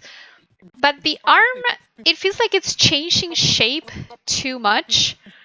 It could be just a spacing issue on the shoulder, actually, because the shoulder is here, and then it's down, and then it comes up. I feel like in this frame, because the hand is already high. Ooh, that's not what I wanted to do. Nope. I'm gonna, like, cancel. No. Start sync so that this stays. Why? Oh, okay. Okay. This needs to be already higher, and that's like basically the shoulder is going to be very similar to this pose, and I think that's already going to help. And then here it also feels off because the shoulder, it feels like it hits a wall here, and then it stops. Maybe here the shoulder doesn't come that far back, and then here it moves back in this frame. Just that it doesn't feel like it just hit a wall and then continues. And then I think here is also a part where it feels off because it feels like his whole arm changes shape. Like this part stays the same if you see from here to here, but the upper part changes a lot, the shape. Like I would try to get this shape to be closer to what you had, because it basically what happens is in this area it feels like the arm is kind of jiggling. Like when I play it through, it just feels like it's jiggling rather than being just the arm moving. Like it feels like it's changing shape too much, if that makes any sense. Even here, I feel like all around here, it might be that you need to tone down that, actually kill that shoulder movement. But see how this upper part of the body, sorry about the sirens in the background, is jiggling too much. So I would maybe kill whatever animation you have in the shoulder, tone it down, and at the most just bring it up and down. That's it. And if you have any, I don't know, what's it called, bend bows there, kill them all, reset them, because I know, but they'll never find me. Because yeah, it's moving a little bit too much, and I think that shoulder can just stay there and at the most move slightly up and down. For years, it's like they have a after me. And for this hand pose, be careful here, the finger is going through the box. I would maybe bring this finger kind of rotated a little bit more in, and maybe also this one, just so that it doesn't feel like, again, all the fingers are parallel.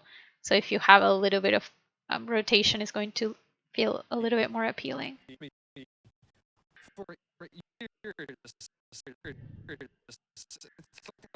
For years, it's like they have a pact or something. I'm not kidding. I think I'm not kidding. when he hits this sound, that's when I would be doing this. I think that you're getting there too late. Pact or something. I'm not kidding.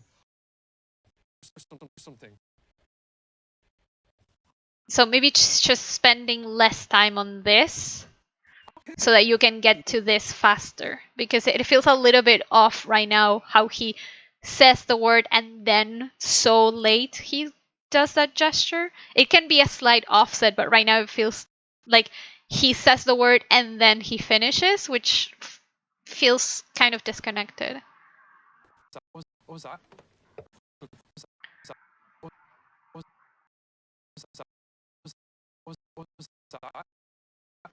So for the face, I'm not gonna really comment on lip sync just because you're gonna basically go more into detail when you move into spline. So I'm not gonna be like, oh, here I hear an S or here I hear whatever, because it will depend on when you go to spline. But what I would say is to try and get a little bit more asymmetry in your poses. Like right now, if I draw a line, like the eyes are working nicely, maybe this could be a slightly bigger, but this is very symmetrical on both sides. So I would try to find a different pose. Like if this is,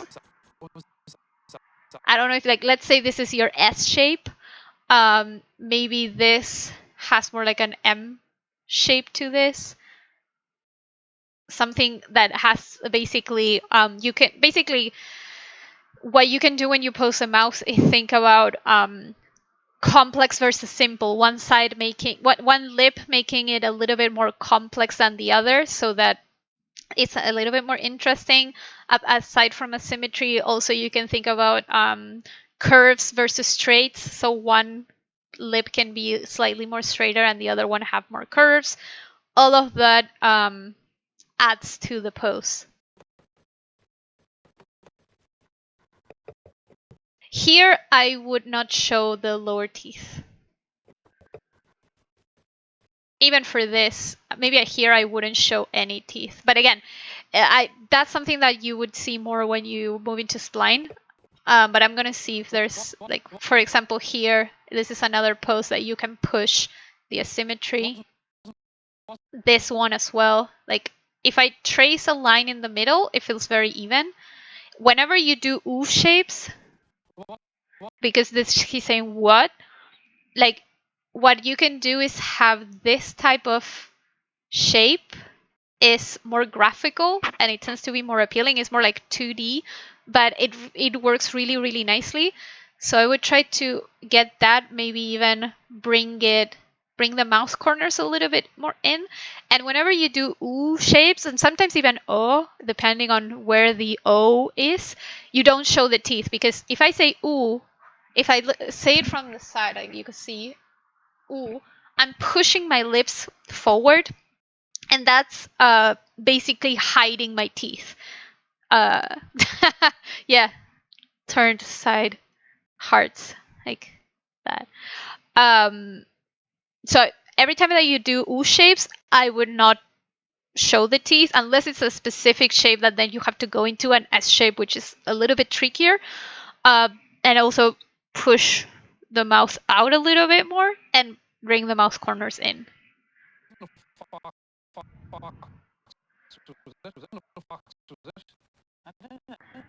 For this type of mouth shape, I would maybe bring the mouth these lips ever so slightly higher, show the upper teeth a little bit more, but don't show the bottom ones.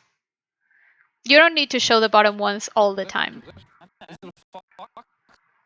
So here, for example, you're barely showing the teeth. You don't need to. It's better to not show the teeth than show them a little bit. And for this one, also, you can ever so slightly push this and not show the teeth.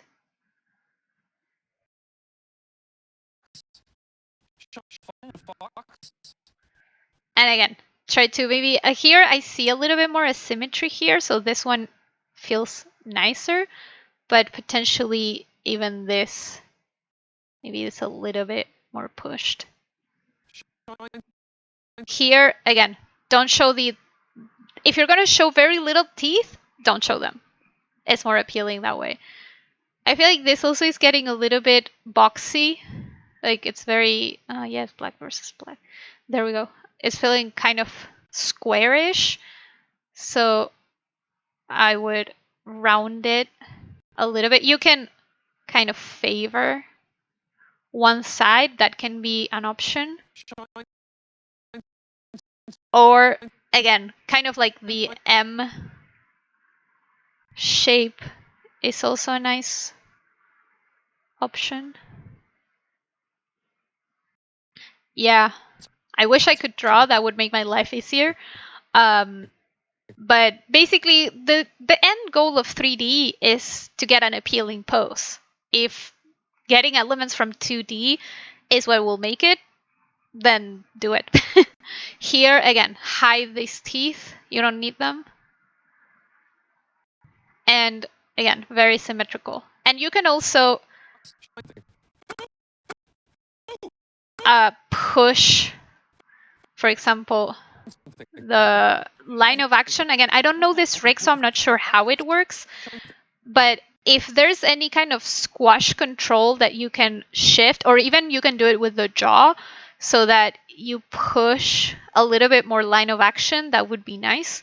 Like I usually do it with the squash and cool. Then yeah, use that. Or if you don't want to use the squash, I used to do it with the jaw. It takes longer because you also need to rotate the nose a little bit. But basically I would do a pass, because you kind of have it here, the line of action, but then around here you're losing it a little bit. He feels more flat. In this pose is okay, it works, but before it feels flat.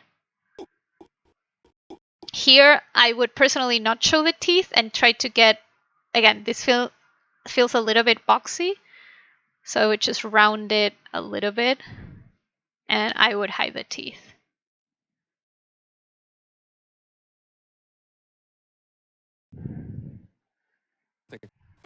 Ah. Here you can even push the eyebrows and the eyes even more.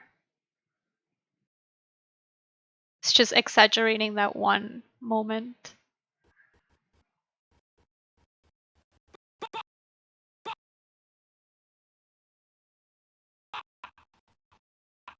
Be careful, there's something here. It feels like the rig is breaking. Also around here, just double check. Oh, that video is so funny. Here, also, I would try to get, like here, I personally am not a very big fan of very rounded mouth corners unless it's a O, like an O shape that actually calls for that. So I would try to push this more like that.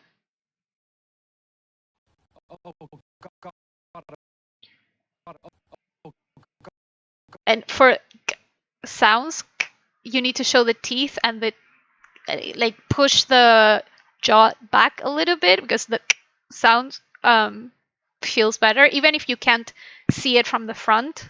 And maybe you might be able to feel it when you spline it. Yeah, more organic. Like basically, there's a few things that you can do to get it to feel more appealing, and those things are playing with the line of action. So, for example, because this one is here, you can like play a little bit more. Whoops. With that line of action, opening up the face to a specific side. Here it feels kind of like you're opening up that way because of this is a little bit higher. Is how can we make the face more interesting and more fun to watch? Maybe this eyebrow is slightly higher. Because if everything is even, it's the same as if our animations are even in terms of our spacing and our poses. It's not that interesting to watch, because if not, you're starting to get more into kind of realistic animation where, like, if you look at me when I'm speaking, my face is in one pose. I have one pose. I would never animate this because this would be the most boring shot ever. I would try to get a line of action and push one mouth corner and maybe push one eyebrow, trying to get it so that when I look at it, it's, how do I say, like, more pleasing to the eye, more interesting to watch. Yeah. What I usually like to do is I would find a character, like maybe this one, Wreck-It Ralph, could be good to, yeah. What I would say maybe is like, look at Wreck-It Ralph. He has kind of a big face, oh no, Mr. Incredible. Look at him and what they do with his face. Let me see if I can find.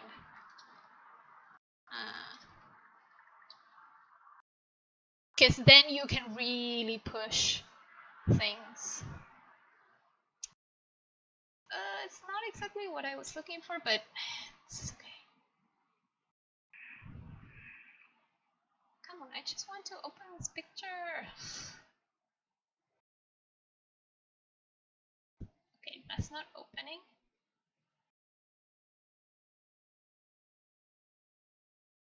Like, see how much the expressions are pushed and the mouth is not necessarily even. Like, there's a difference and the lines are pushed and the line of action. Like, when you're angry, not necessarily, but look at this. Look at that mouth shape. It's really cool. I would basically go throughout the movie and see what expressions you can get from him and steal them, because I think it would be a really good one to get inspiration from. Oh God.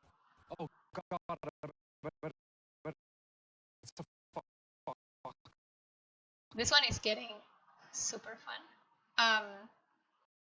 But yeah, like for example here, maybe like it doesn't even have to be that extreme, but already shifting the apex of the mouth to be to the side, that's already going to give you that. And then if we think about opening up the face that way, that maybe this mouth corner is a little bit lower, and maybe this eyebrow is slightly higher than this one, and this eye would be ever so slightly bigger because we're opening up that way. Maybe even the mouth is a little bit more to the side than what I drew it.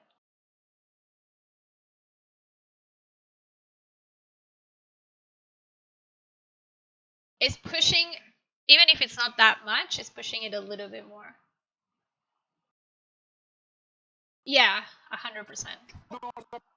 But again, it's getting to not have this, where if I trace a line, both sides of the mouth are the same. If I trace a line, the eyes are exactly the same. Trying to push that a little bit more.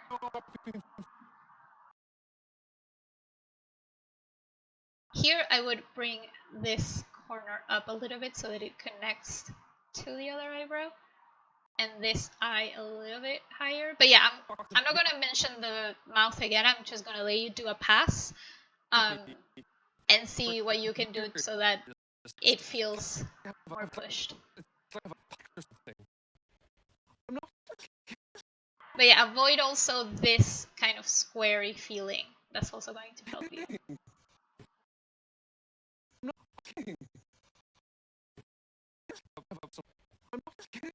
Because I think with the eyebrows you have the right idea. It's just the rest of the face that's feeling a little bit the same. And you can also even push, for example, the teeth. Like right now they're very parallel to the lips, so you can kind of pose them so maybe they are up to there.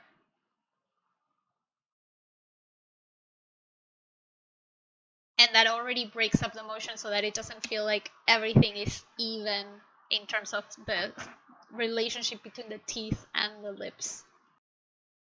Yeah, I think that's everything I have for you. Do you have any questions?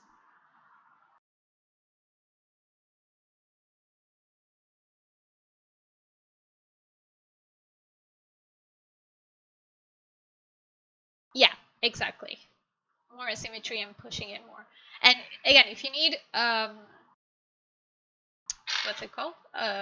Inspiration, I would say maybe even The Incredibles 2, just because it's newer, so I think they also had more things that they could do with the rigs. I would maybe try and watch that one and see what inspires you.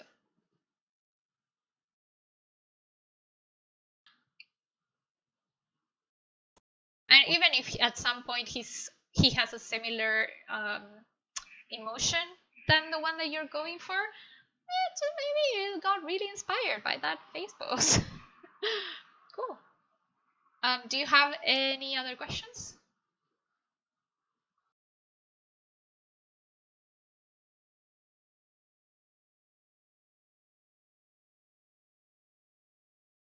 Cool. My pleasure. Okay. Awesome. Then we got Andrew. I think this was you. Awesome. I'm glad. It's a really nice shot, so it's just literally just pushing it a little bit more and you're gonna do wonders.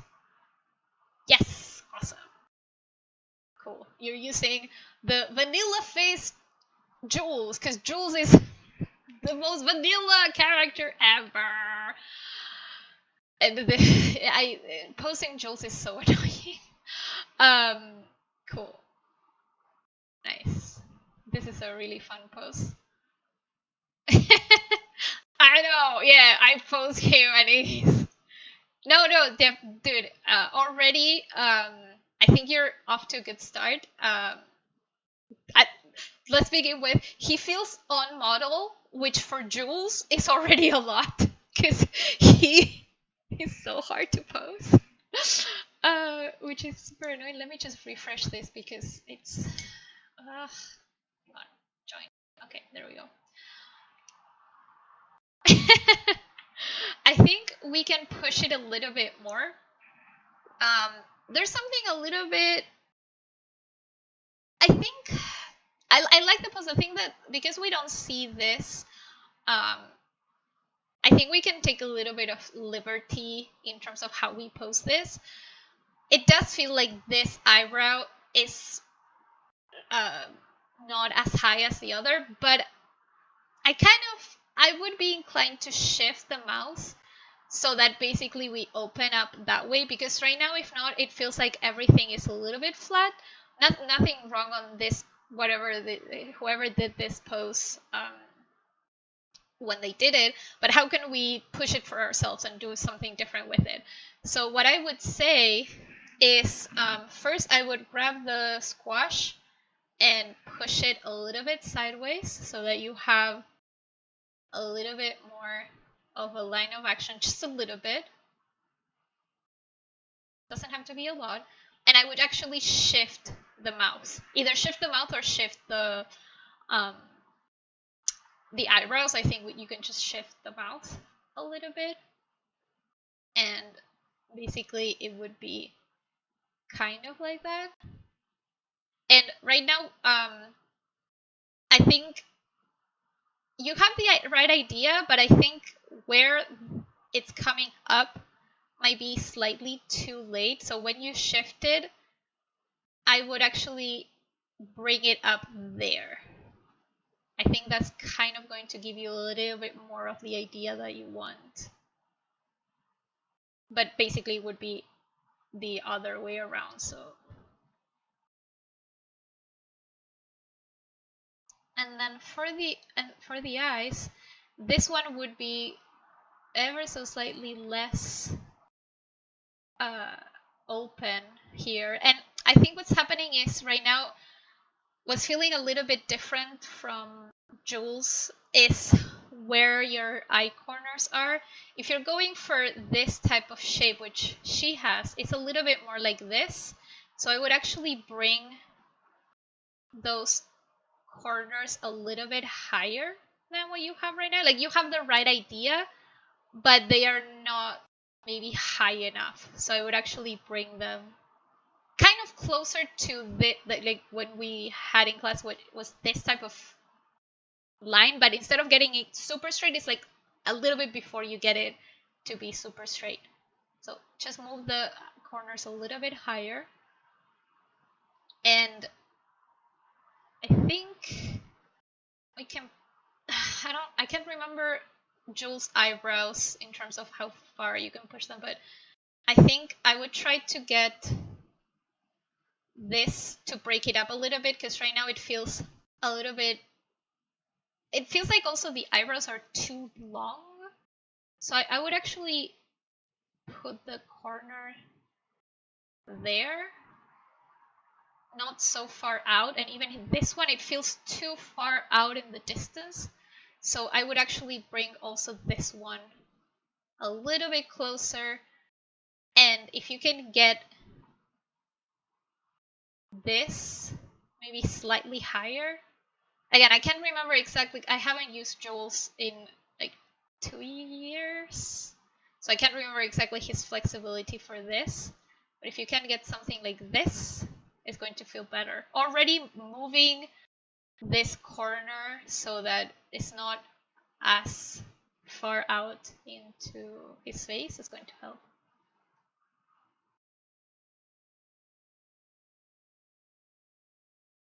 This part of the eyebrows doesn't really move as much, but basically, like, you can even test it yourself. If I do this, look at how my fingers move. They move in a little bit. If I do this, they move slightly out. So that's why also it feels like right now they are too close to the ears. So slightly in, because basically what's happening, why do they move in? And again, I'm just basically telling you this on the fly, but I'm just noticing in my face, when you're bringing it in, you're kind of squashing this area, you're squashing your eye mask. Your eye mask is this, so you're bringing everything in, and if it's coming in, it's going to contract.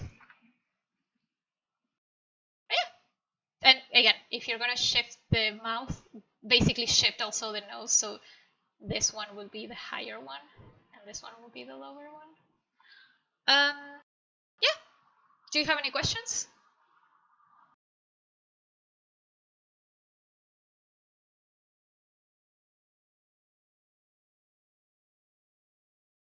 Awesome. Does anyone else have anything they'd like me to review? If not, I might continue the pose and then see what's what. Awesome.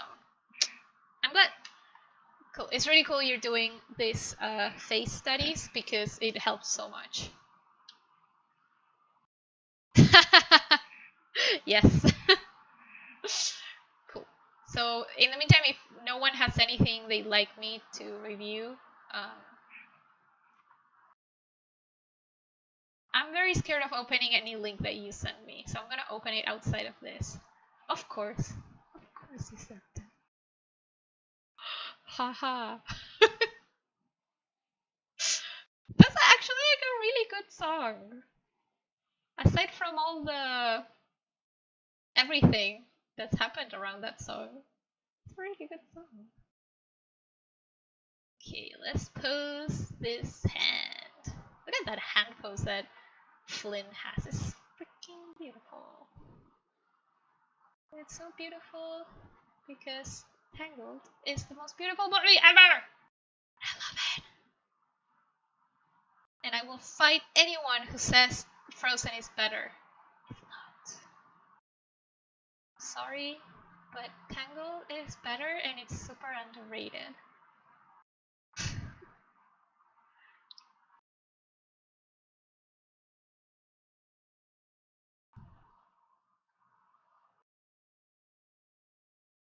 Actually, I kind of want to watch Tangled again. And I might. Not today, but soon. And oh my god, I need a bigger.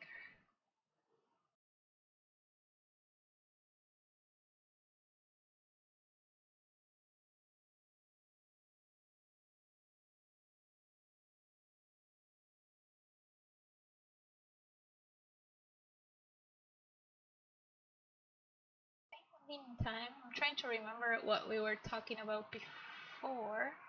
I can't remember what it was. I remember we were talking about being passionate about animation, or I was talking about that, and how it's okay if you're not. It's okay if this is a job for you. That's more than fine. You don't need to die for animation. Just do what makes you happy. That's all anyone can ever do. And if animation makes you cry, I mean, it's normal. But if at the end of the day you're like, I'm actually enjoying this pain, and I'm enjoying, like, for me, what I like about animation aside from learning is the final product. It's looking at it and be like, whoa, I created that. What? Like, it moves, it's alive, it does something, and it's really cool. So that's what makes it all worth it for me. That's why I love polishing as well, because it's like the end part where everything is working and you're just making it better. It's like, oh, I love it. I know. It's really, really cool.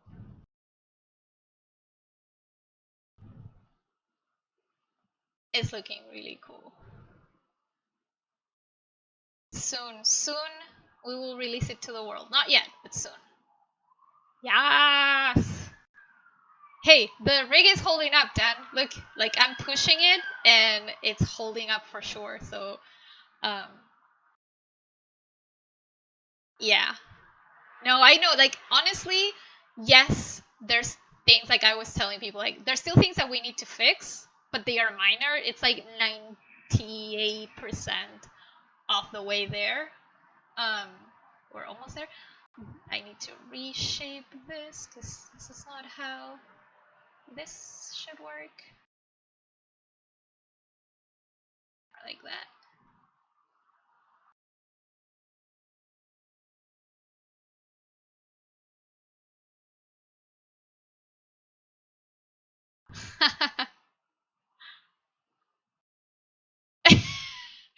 Oh, he should have the merch.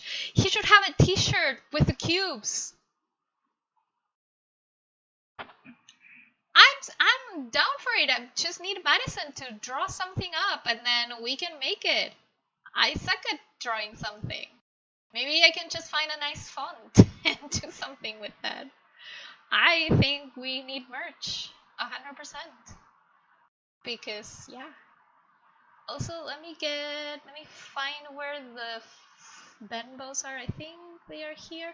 Oh, also this rig has like a million bends. So you have the bend controls and then you have this ones. So you can go crazy. I'm not going to use them now because I personally am a fan of using less controls, and then if I need them, I will use more. Yeah, it's amazing. I love bendbows. Bendbows give me life. Bendbows make me happy. More people should use bendbows. Bendbows are the best. Kind of happy with the angle here. Here. Yeah! Yeah! It is him. The one and only.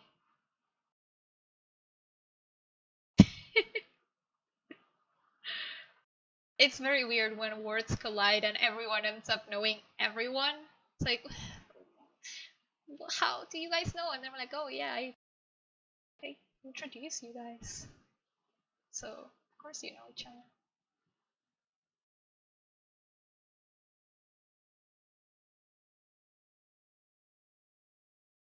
Also, the industry is so small that everyone is going to end up knowing everyone. Yeah. I that's not hard. You can watch me at work. I suffer all the time. I suffer now with the million meetings that I have to go to.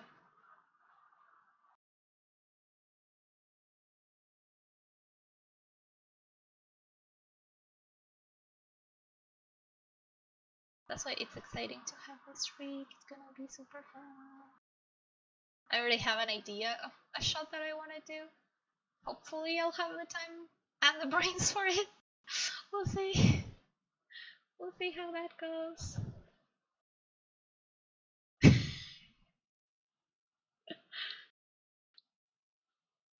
Dan, I bet he's the coolest Ayub you've ever met. I doubt you've met that many. Whereas if you put on Twitter Dan Stewart, a bunch come up.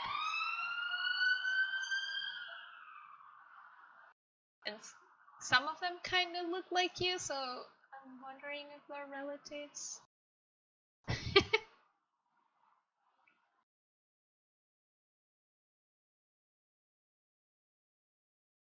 Actually, these fingers could be rotated more.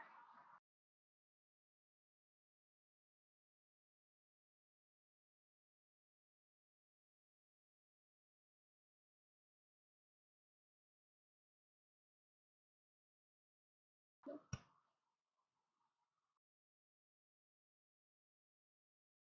Oh, Dan, I forgot there was something about the rig I wanted to mention. Oh no, I remember now. It wasn't that important. We don't need it. Never mind. Forget I said anything. I thought we did, but we can live without it. Eyelashes would be fun for me because I like them, but if we don't have them, I wouldn't die. Oh, hang on. Let me copy and paste all the links for everyone.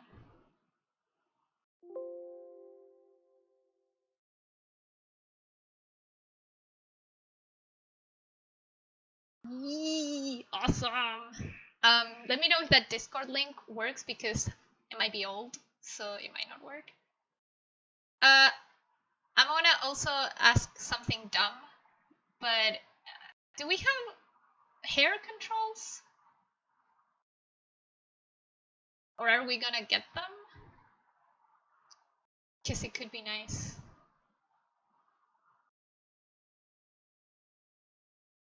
Especially for this, like it would be really nice. Oh, that was the thing.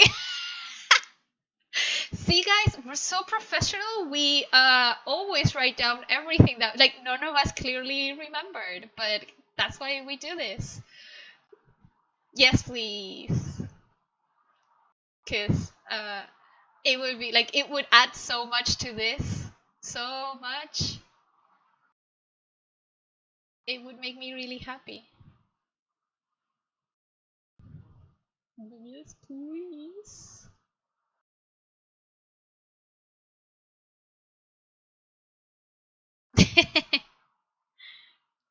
Dan put the money and we put the spirit.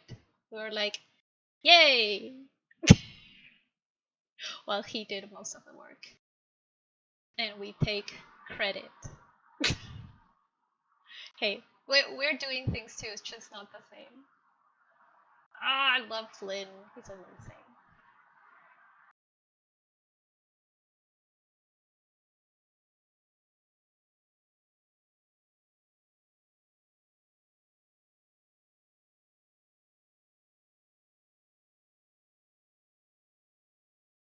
It's like Dan financed and made it work and gathered the team and pushed it forward. Basically, he's the CEO of everything. He kind of does.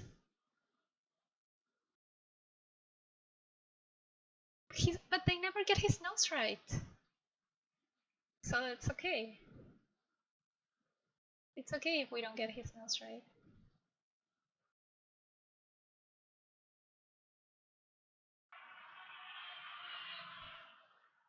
The difference it makes also when you have a good concept for a rig, because already the fact that it looked appealing from the start helps a lot.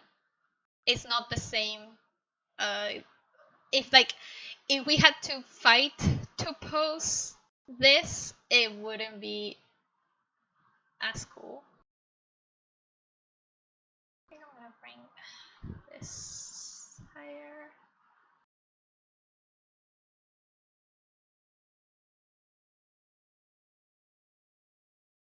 Oh, we still need to fix the, for example, some of the things that we're still working on. The TX on the eyebrows is not working necessarily as expected, but that's part of the fixes that we're doing. Oh my god, what? Like, how much?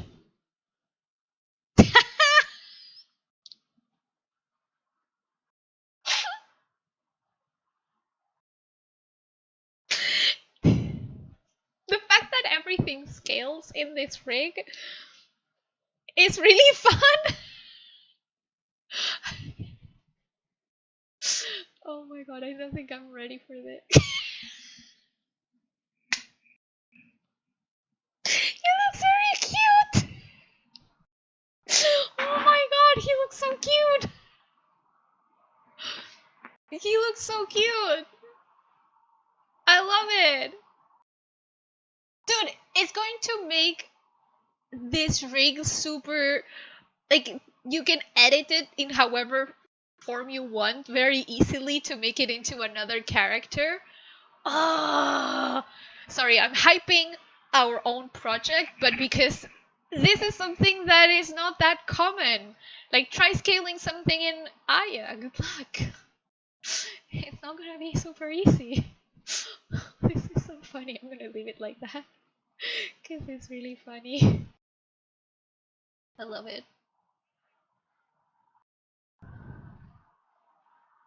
He is. He definitely is.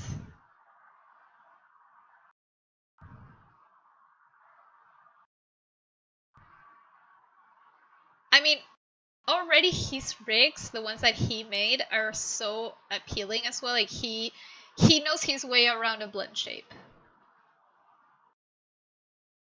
It would be very interesting.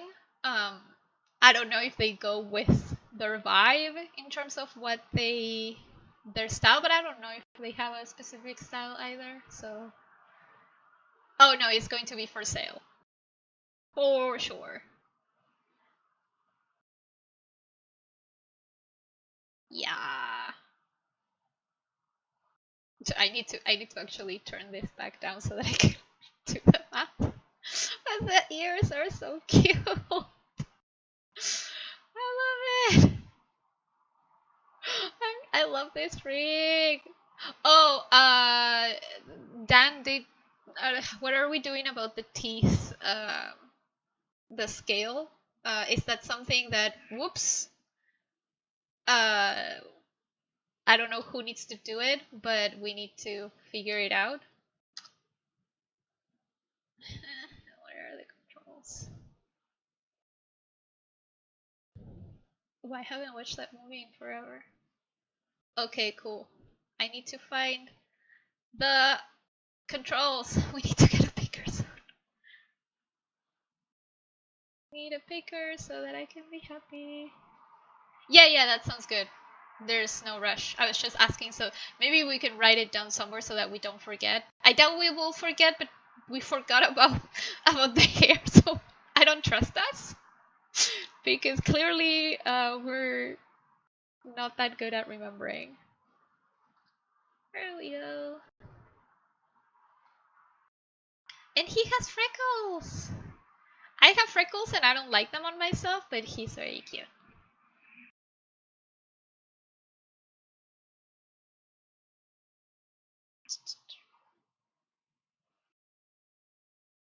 Please what? Like, not scaling the teeth until Artemis? Yeah, of course. But just write it somewhere so that we don't forget, because I am for sure going to forget this as soon as this stream ends.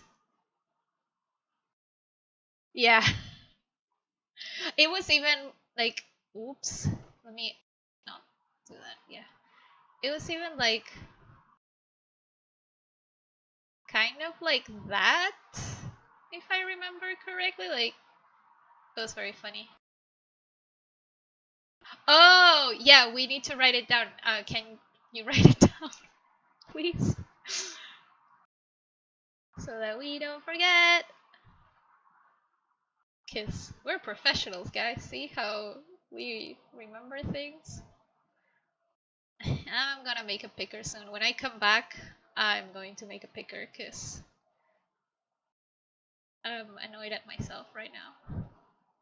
Oh, does it have the tongue controls already, or is that something that Artem is working on? Yeah. Oh my god, dude, everything on the mouse corners is amazing. I want to just select the teeth. Where are the teeth?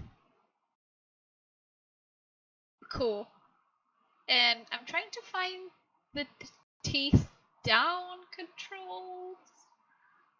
Where are they? Because this says tooth up. Do we have a control for the teeth down? Maybe if I hide the polygons. And now I need to figure it out. I don't know which one are the teeth. I'm just gonna tooth up. Oh, here then. Low. Okay, there we go. There they are. I found it! Haha! Yes, we do.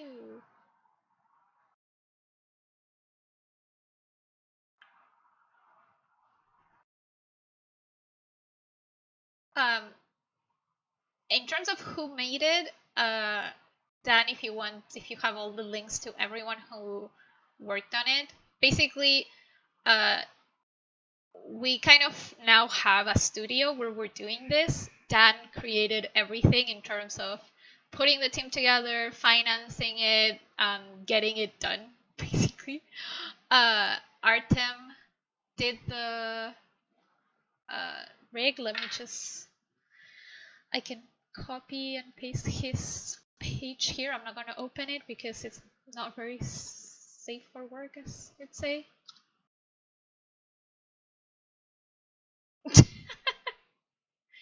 Yeah.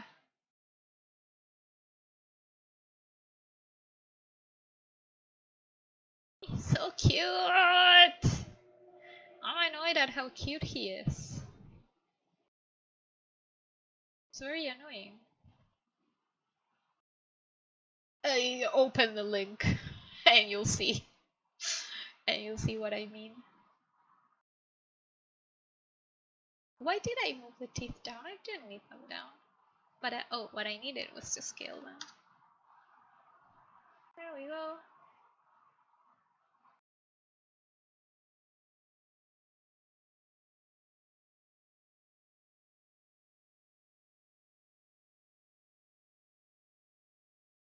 Maybe I don't need them. Oh, I kind of like the idea of them being there. But nah, I'm too lazy to post them properly. Yeah, I know.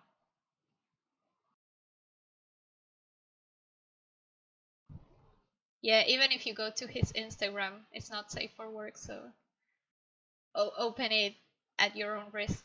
Yeah, I'm not gonna post the eyebrows that much more because the rig is still in development and I'm not gonna get them to where I want.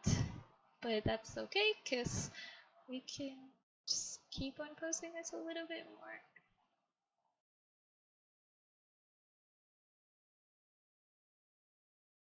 I need to.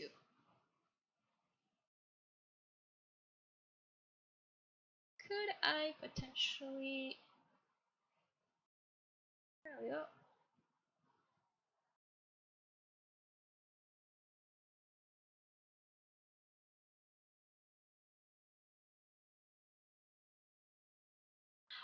We're gonna create a picker soon. There is a picker, but I would prefer to create a picker. We might just end up using MG picker. We'll see. Or we might just do MG and Anim School, just because it's easier. There is a picker. It's just I'm not a very big fan of how it works, so that's why I'm not using it.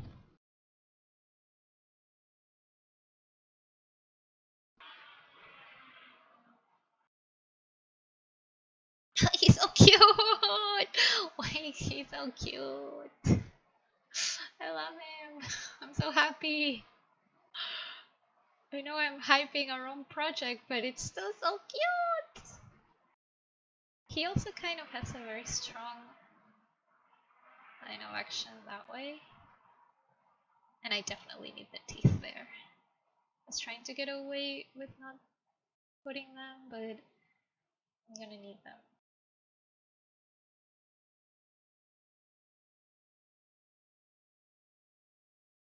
Wonderwell Studios, and I think I can paste it here. Hang on. If you guys want to follow us, that's our Instagram. Let me find our Twitter. Dan is in charge of that one, so he knows it better than me. I barely open Twitter. Let me just see if I can find it. It's somewhere. Just can't remember where. Where is it?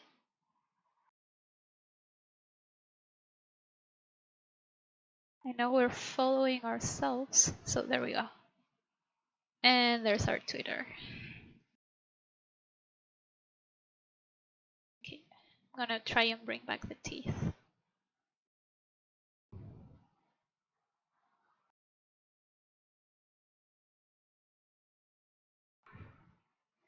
Actually, maybe I can would this one be it? Nope. This one.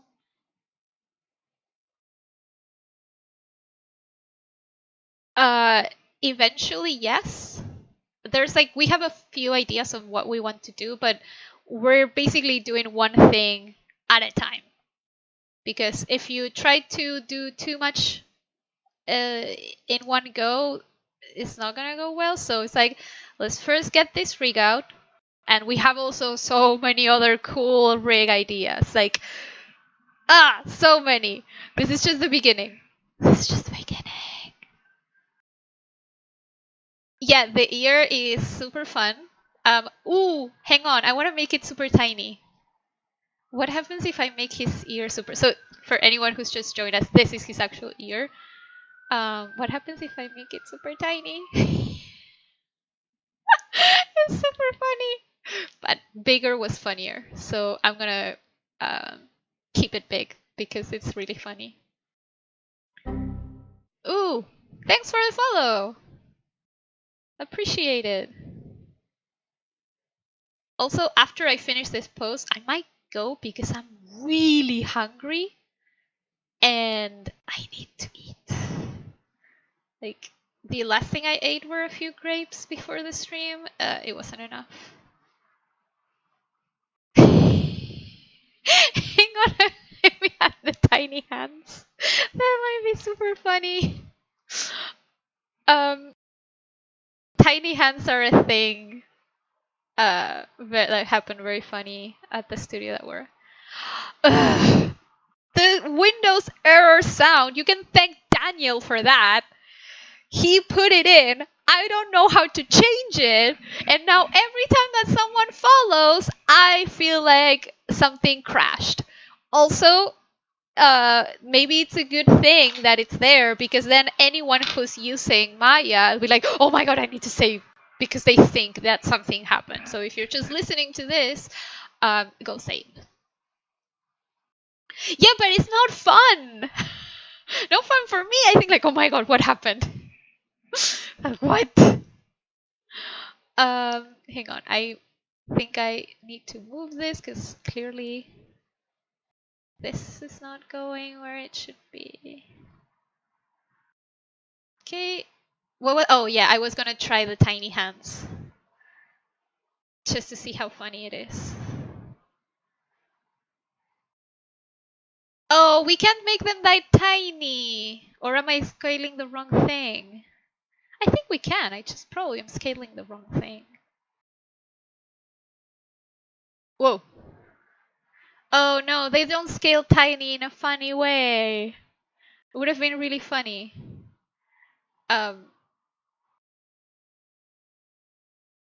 I feel like, yeah, the thumb scale's different than the rest, so it's not as funny, but it could be that I'm just scaling whatever.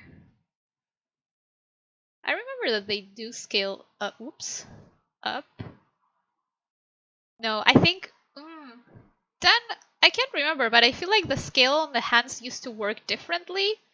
Because I remember, I think it was Madison playing with it. So I think maybe something changed because the fingers are not all affected. I'm not sure. I remember this working differently, but I might be wrong. And it might be. I don't know. I have a feeling maybe someone did, but I can't remember now. But it could be nice to have them to actually scale all together because sometimes you need to scale them all together. So I'm just gonna write things here because I don't think anyone is writing. What was the other thing? Oh, hair controls.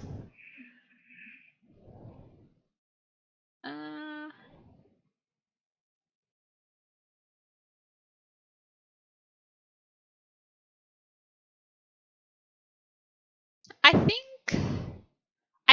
I haven't played with it as much. Teeth. What was about? Oh, the teeth scale. Yeah. What I think is great about this rig is that it's really, really fast to work with. Already, like, again, being able to scale and move things around so easily, the way that it deforms, like, look at this. Look at that deformation. I think that is the thing about that this makes this rig so strong compared to other rigs. Like, aside from the design being very appealing, the fact that you can move things around and it deforms so nicely, it brings me joy. It really brings me joy. Yeah, I agree because this is not going to be like a feature quality rig in the sense of it's going to have, I don't know, tiny controllers for, I don't know, every pixel. I don't know what they have at Pixar. I've never been at Pixar or at DreamWorks, but I'm guessing that they have all of those things that I've never seen. I've never seen them, so I don't know.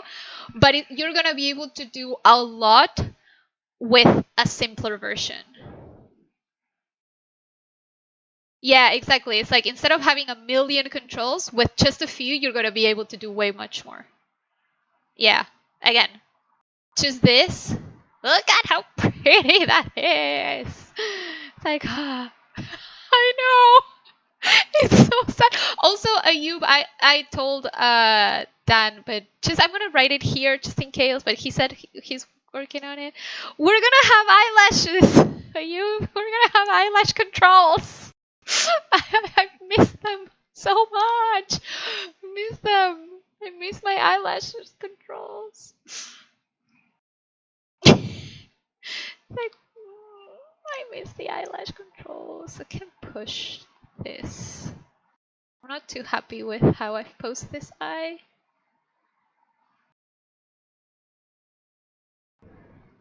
Whoops, I've gone too far.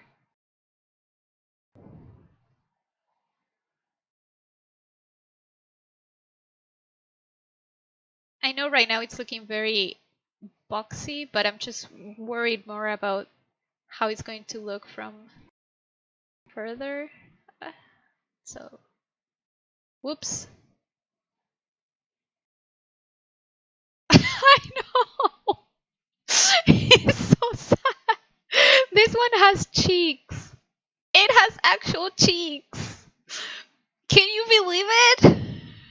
I feel like my standards are so low that anything makes me happy, but actually this is really, really good. A really good rig because when we were in Spirit, the cheeks, oh my god. They took so many times to get them to a nice inflate. They were inflate. One time they were inflating like cubes. Another time they were inflating like cones. But we couldn't get that nice roundness. Whereas look at this. Look at how pretty that is. Look at that! Sorry. It's like, you know that it's so fluffy. Like when it's so cute, you're angry about it. It's not that you're angry, but it gives you the opposite feeling. It's like, it's so cute. It's so cute. So cute. So fluffy, I'm gonna die. No, let them. They know we need him. We need him for our project.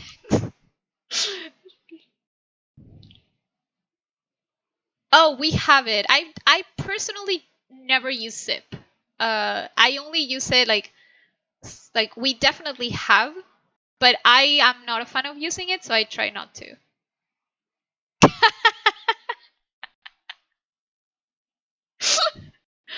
um, should I make TikToks of me just being like, oh? It's just look at it. Look at it. Mm. I'm I'm angry, but I'm also happy because I'm one of the first people to play with this. And it makes me really happy. I'm I'm very excited also because this all started with basically Dan had an idea. Dan reached out to a few of us and he was like, I want to make a rig. And my first reply was, count me in. Like, I trust Dan. Like, I've known him for several years. I'm technically his AM mom. And I was like, I trust you. I want in whatever you're doing. I want in. And he did not disappoint, guys. Like, look at this. Look at this. It looks so good. And, like, to be fair, also, the post that Liv sent is super appealing because it's Flynn Rider. So, of course, it's going to be awesome. But the fact that, like, if you guys saw how long it took me to actually post it, I was talking, but it didn't really take that long to post this. Especially the face was really fast. And look at this. It's so good. Oh my god. Yeah, you did. You did. Already again, I think that the winning thing that you chose, Dan, was Taylor as the artist because yes, Artem is amazing and he made this work and Kartik, I don't know how to pronounce his name. I think it was that modeled it really beautifully. But without the main concept, it could have been horrible. Like there's a few rigs that like they work really nicely, but they're not appealing. And this one has appeal in a way that is just freaking amazing. Should I rotate this a little bit more? I'm so happy with it. It's so pretty. I'm so angry at how pretty it is. Oh, he actually we have a version. It started without clothes, but we have basically um this right now. So right now I'm hiding it. Yeah. He can have clothes or not have them, which is kind of creepy. Yeah. I think someone put some pants on him, but I can't find them when he like underpants. I can't find him. So, should we worry about this if we push the shoulders? Like maybe the clothes this done? I'm not sure.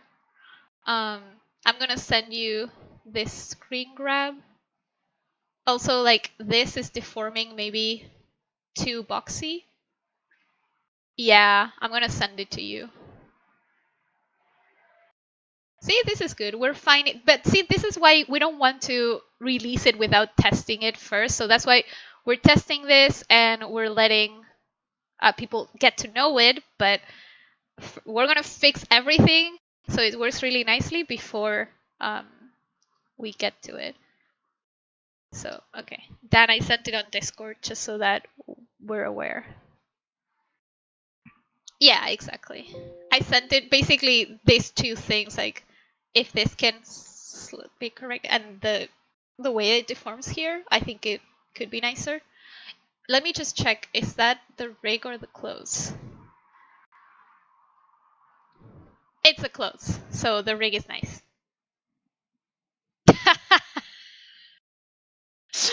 Yeah, sure. Yeah. mean, if it's the CFX in our studio, they are very nice. They might not fix clothes, but yeah. CFX fixes everything. Watch Spirit, guys. There's a few things where we're like, oh no, where did CFX go? Oh my god, that sounds horrible for you and for CFX.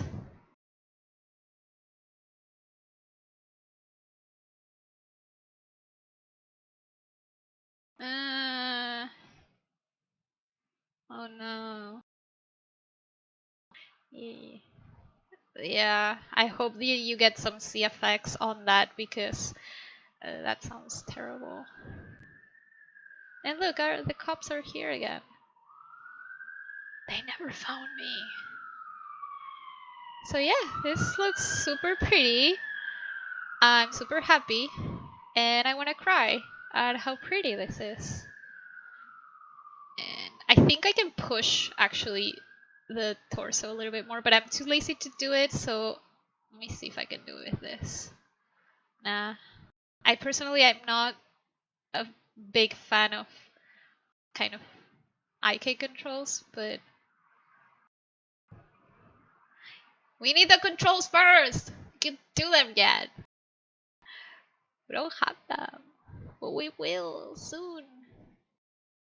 Maybe I need to fix this, but what I'm gonna do, because I don't want to ruin this pose, I'm gonna key everything, do it on another frame, because I might make it worse, and I don't want to make it worse.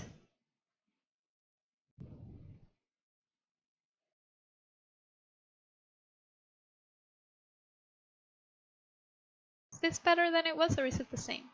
No, oh, this changes everything. My god. See how a tiny change can change everything in your rig. Like, this is completely different.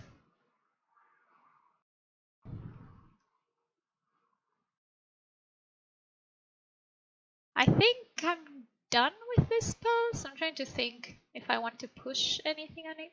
I mean, potentially, I don't know if I want to push this. Let me see. Kind of like how it's coming here. It's like really cute.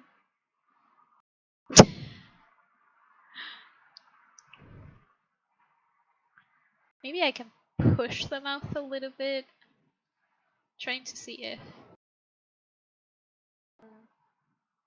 No, that doesn't make me happy. Nah, I'm kind of okay with how this turned out. Yeah, no problem. Oh yeah, here it's late as well. Late-ish. So yeah, I'm very happy about this. Maybe we can post it. I'm definitely gonna post this on my Instagram because I love it. With, of course, where I got this from. He's so cute. Yeah, so this is our rig. Imagine the hair is flowing in the wind. It looks like he has a bow. That's our super cute rig. I love him. He's so cute. This pose could definitely be better. I'm not that happy with how I pose the face, but that's because I don't like having the controls there, and it really annoys me. But maybe I can still fix it. But that's just me being annoying because I don't like having it there.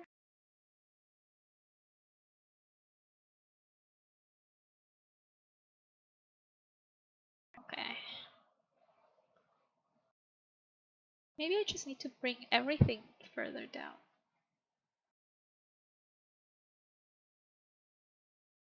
Just to push it a little bit more.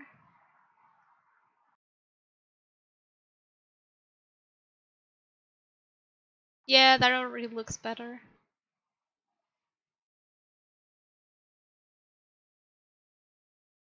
Oops. Nope.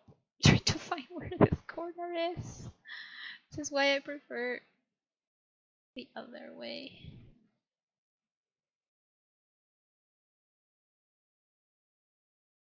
There are some ideas. There are definitely ideas. So yeah, look at how cute this is. I'm like, excuse me, who gave you the cow? How are you so cute? Who gave you the right to be this cute? Like, oh my god, I'm annoyed. So cute, so cute. I love it. There we go. Now he looks much better. Can I rotate this? Oh, see, that's something also that I love about this. I hate when you have controls and they are limited. So you can't do anything with them. You can only translate or you can only rotate. Like, no, let me do whatever I want.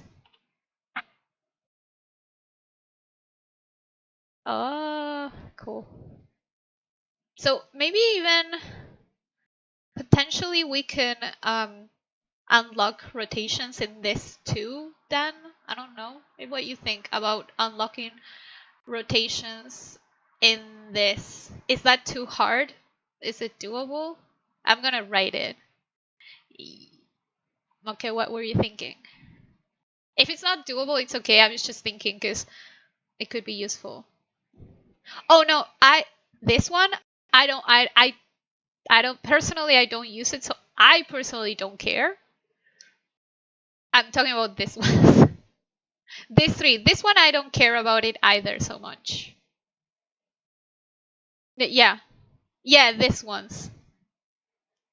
So because right now, like only RC, not the other rotations. I'm gonna write it here and just maybe.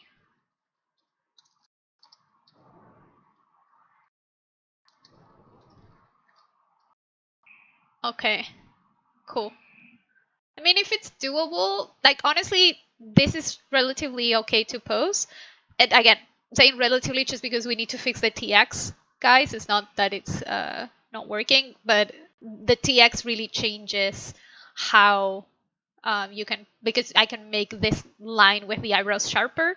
So once that's done, it's going to push this even further. But we're working on that, so he's so cute. So I'm very happy with it.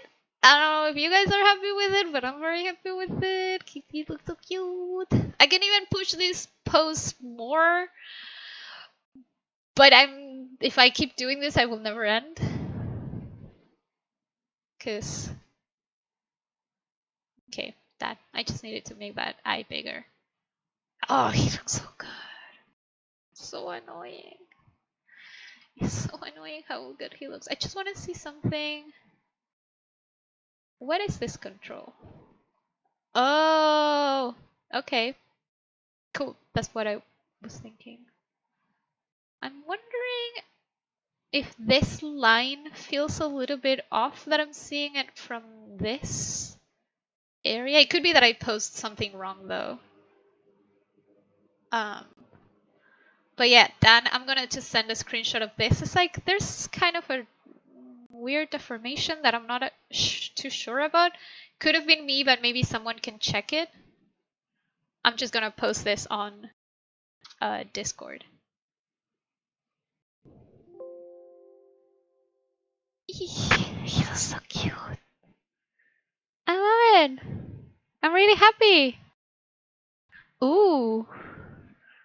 I'm gonna open it outside and let's see if you're not safe for work like Artem.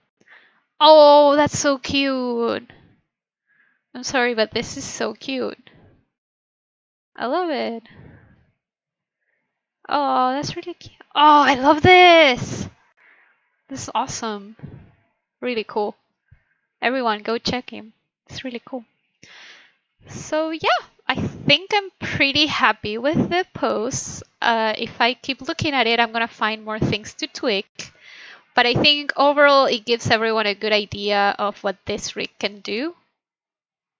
And it will be able to do more once we fix more things, but can't really complain. It's looking pretty good. Yeah, I'm hyping ourselves, but I want to change this foot pose. It's really annoying me for some reason. Ooh, okay, here it is. I was like, oh no, I lost it. Oh, damn it, I changed the camera. Okay. Yeah, I think I'm pretty happy with how it turned out. It was a hard pose in terms of like what the rig can do, and I think it did everything that we needed and more. He looks so good. I'm still not happy about that foot, but it's okay. Whoops. Nope. That's just me being annoying. Yeah, that angle kind of works. Okay. Yee. Awesome. So I'm gonna call it here, because if not, I'm gonna tweak this pose forever. I strongly suggest we make him Flynn Rider clothes, Dan, so that I can cry. Yes. Let me just save it somewhere else because I actually save this in the same one. Um,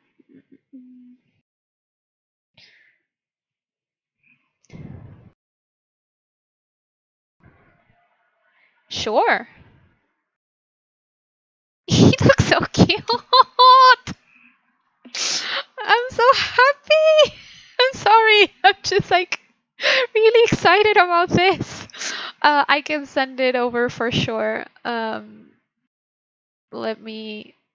I'm just gonna send it to you directly. So yeah, guys, expect great things because it's going to be a really, really nice rig to use. And yeah, I'm going to post this everywhere because I love it. And I'm so happy with it. Sorry, I keep saying the same thing. It's just my brain has stopped working. Yeah, mainly because I need food. My stomach is kind of eating itself up, and it's telling me, why are you like this? So I'm gonna get some food. I'm gonna post this, and yeah, let you guys have a great rest of the week. Remember, tomorrow there won't be a stream, and next week we're changing the times. I'm gonna post everything on Instagram and maybe Twitter if I remember next week.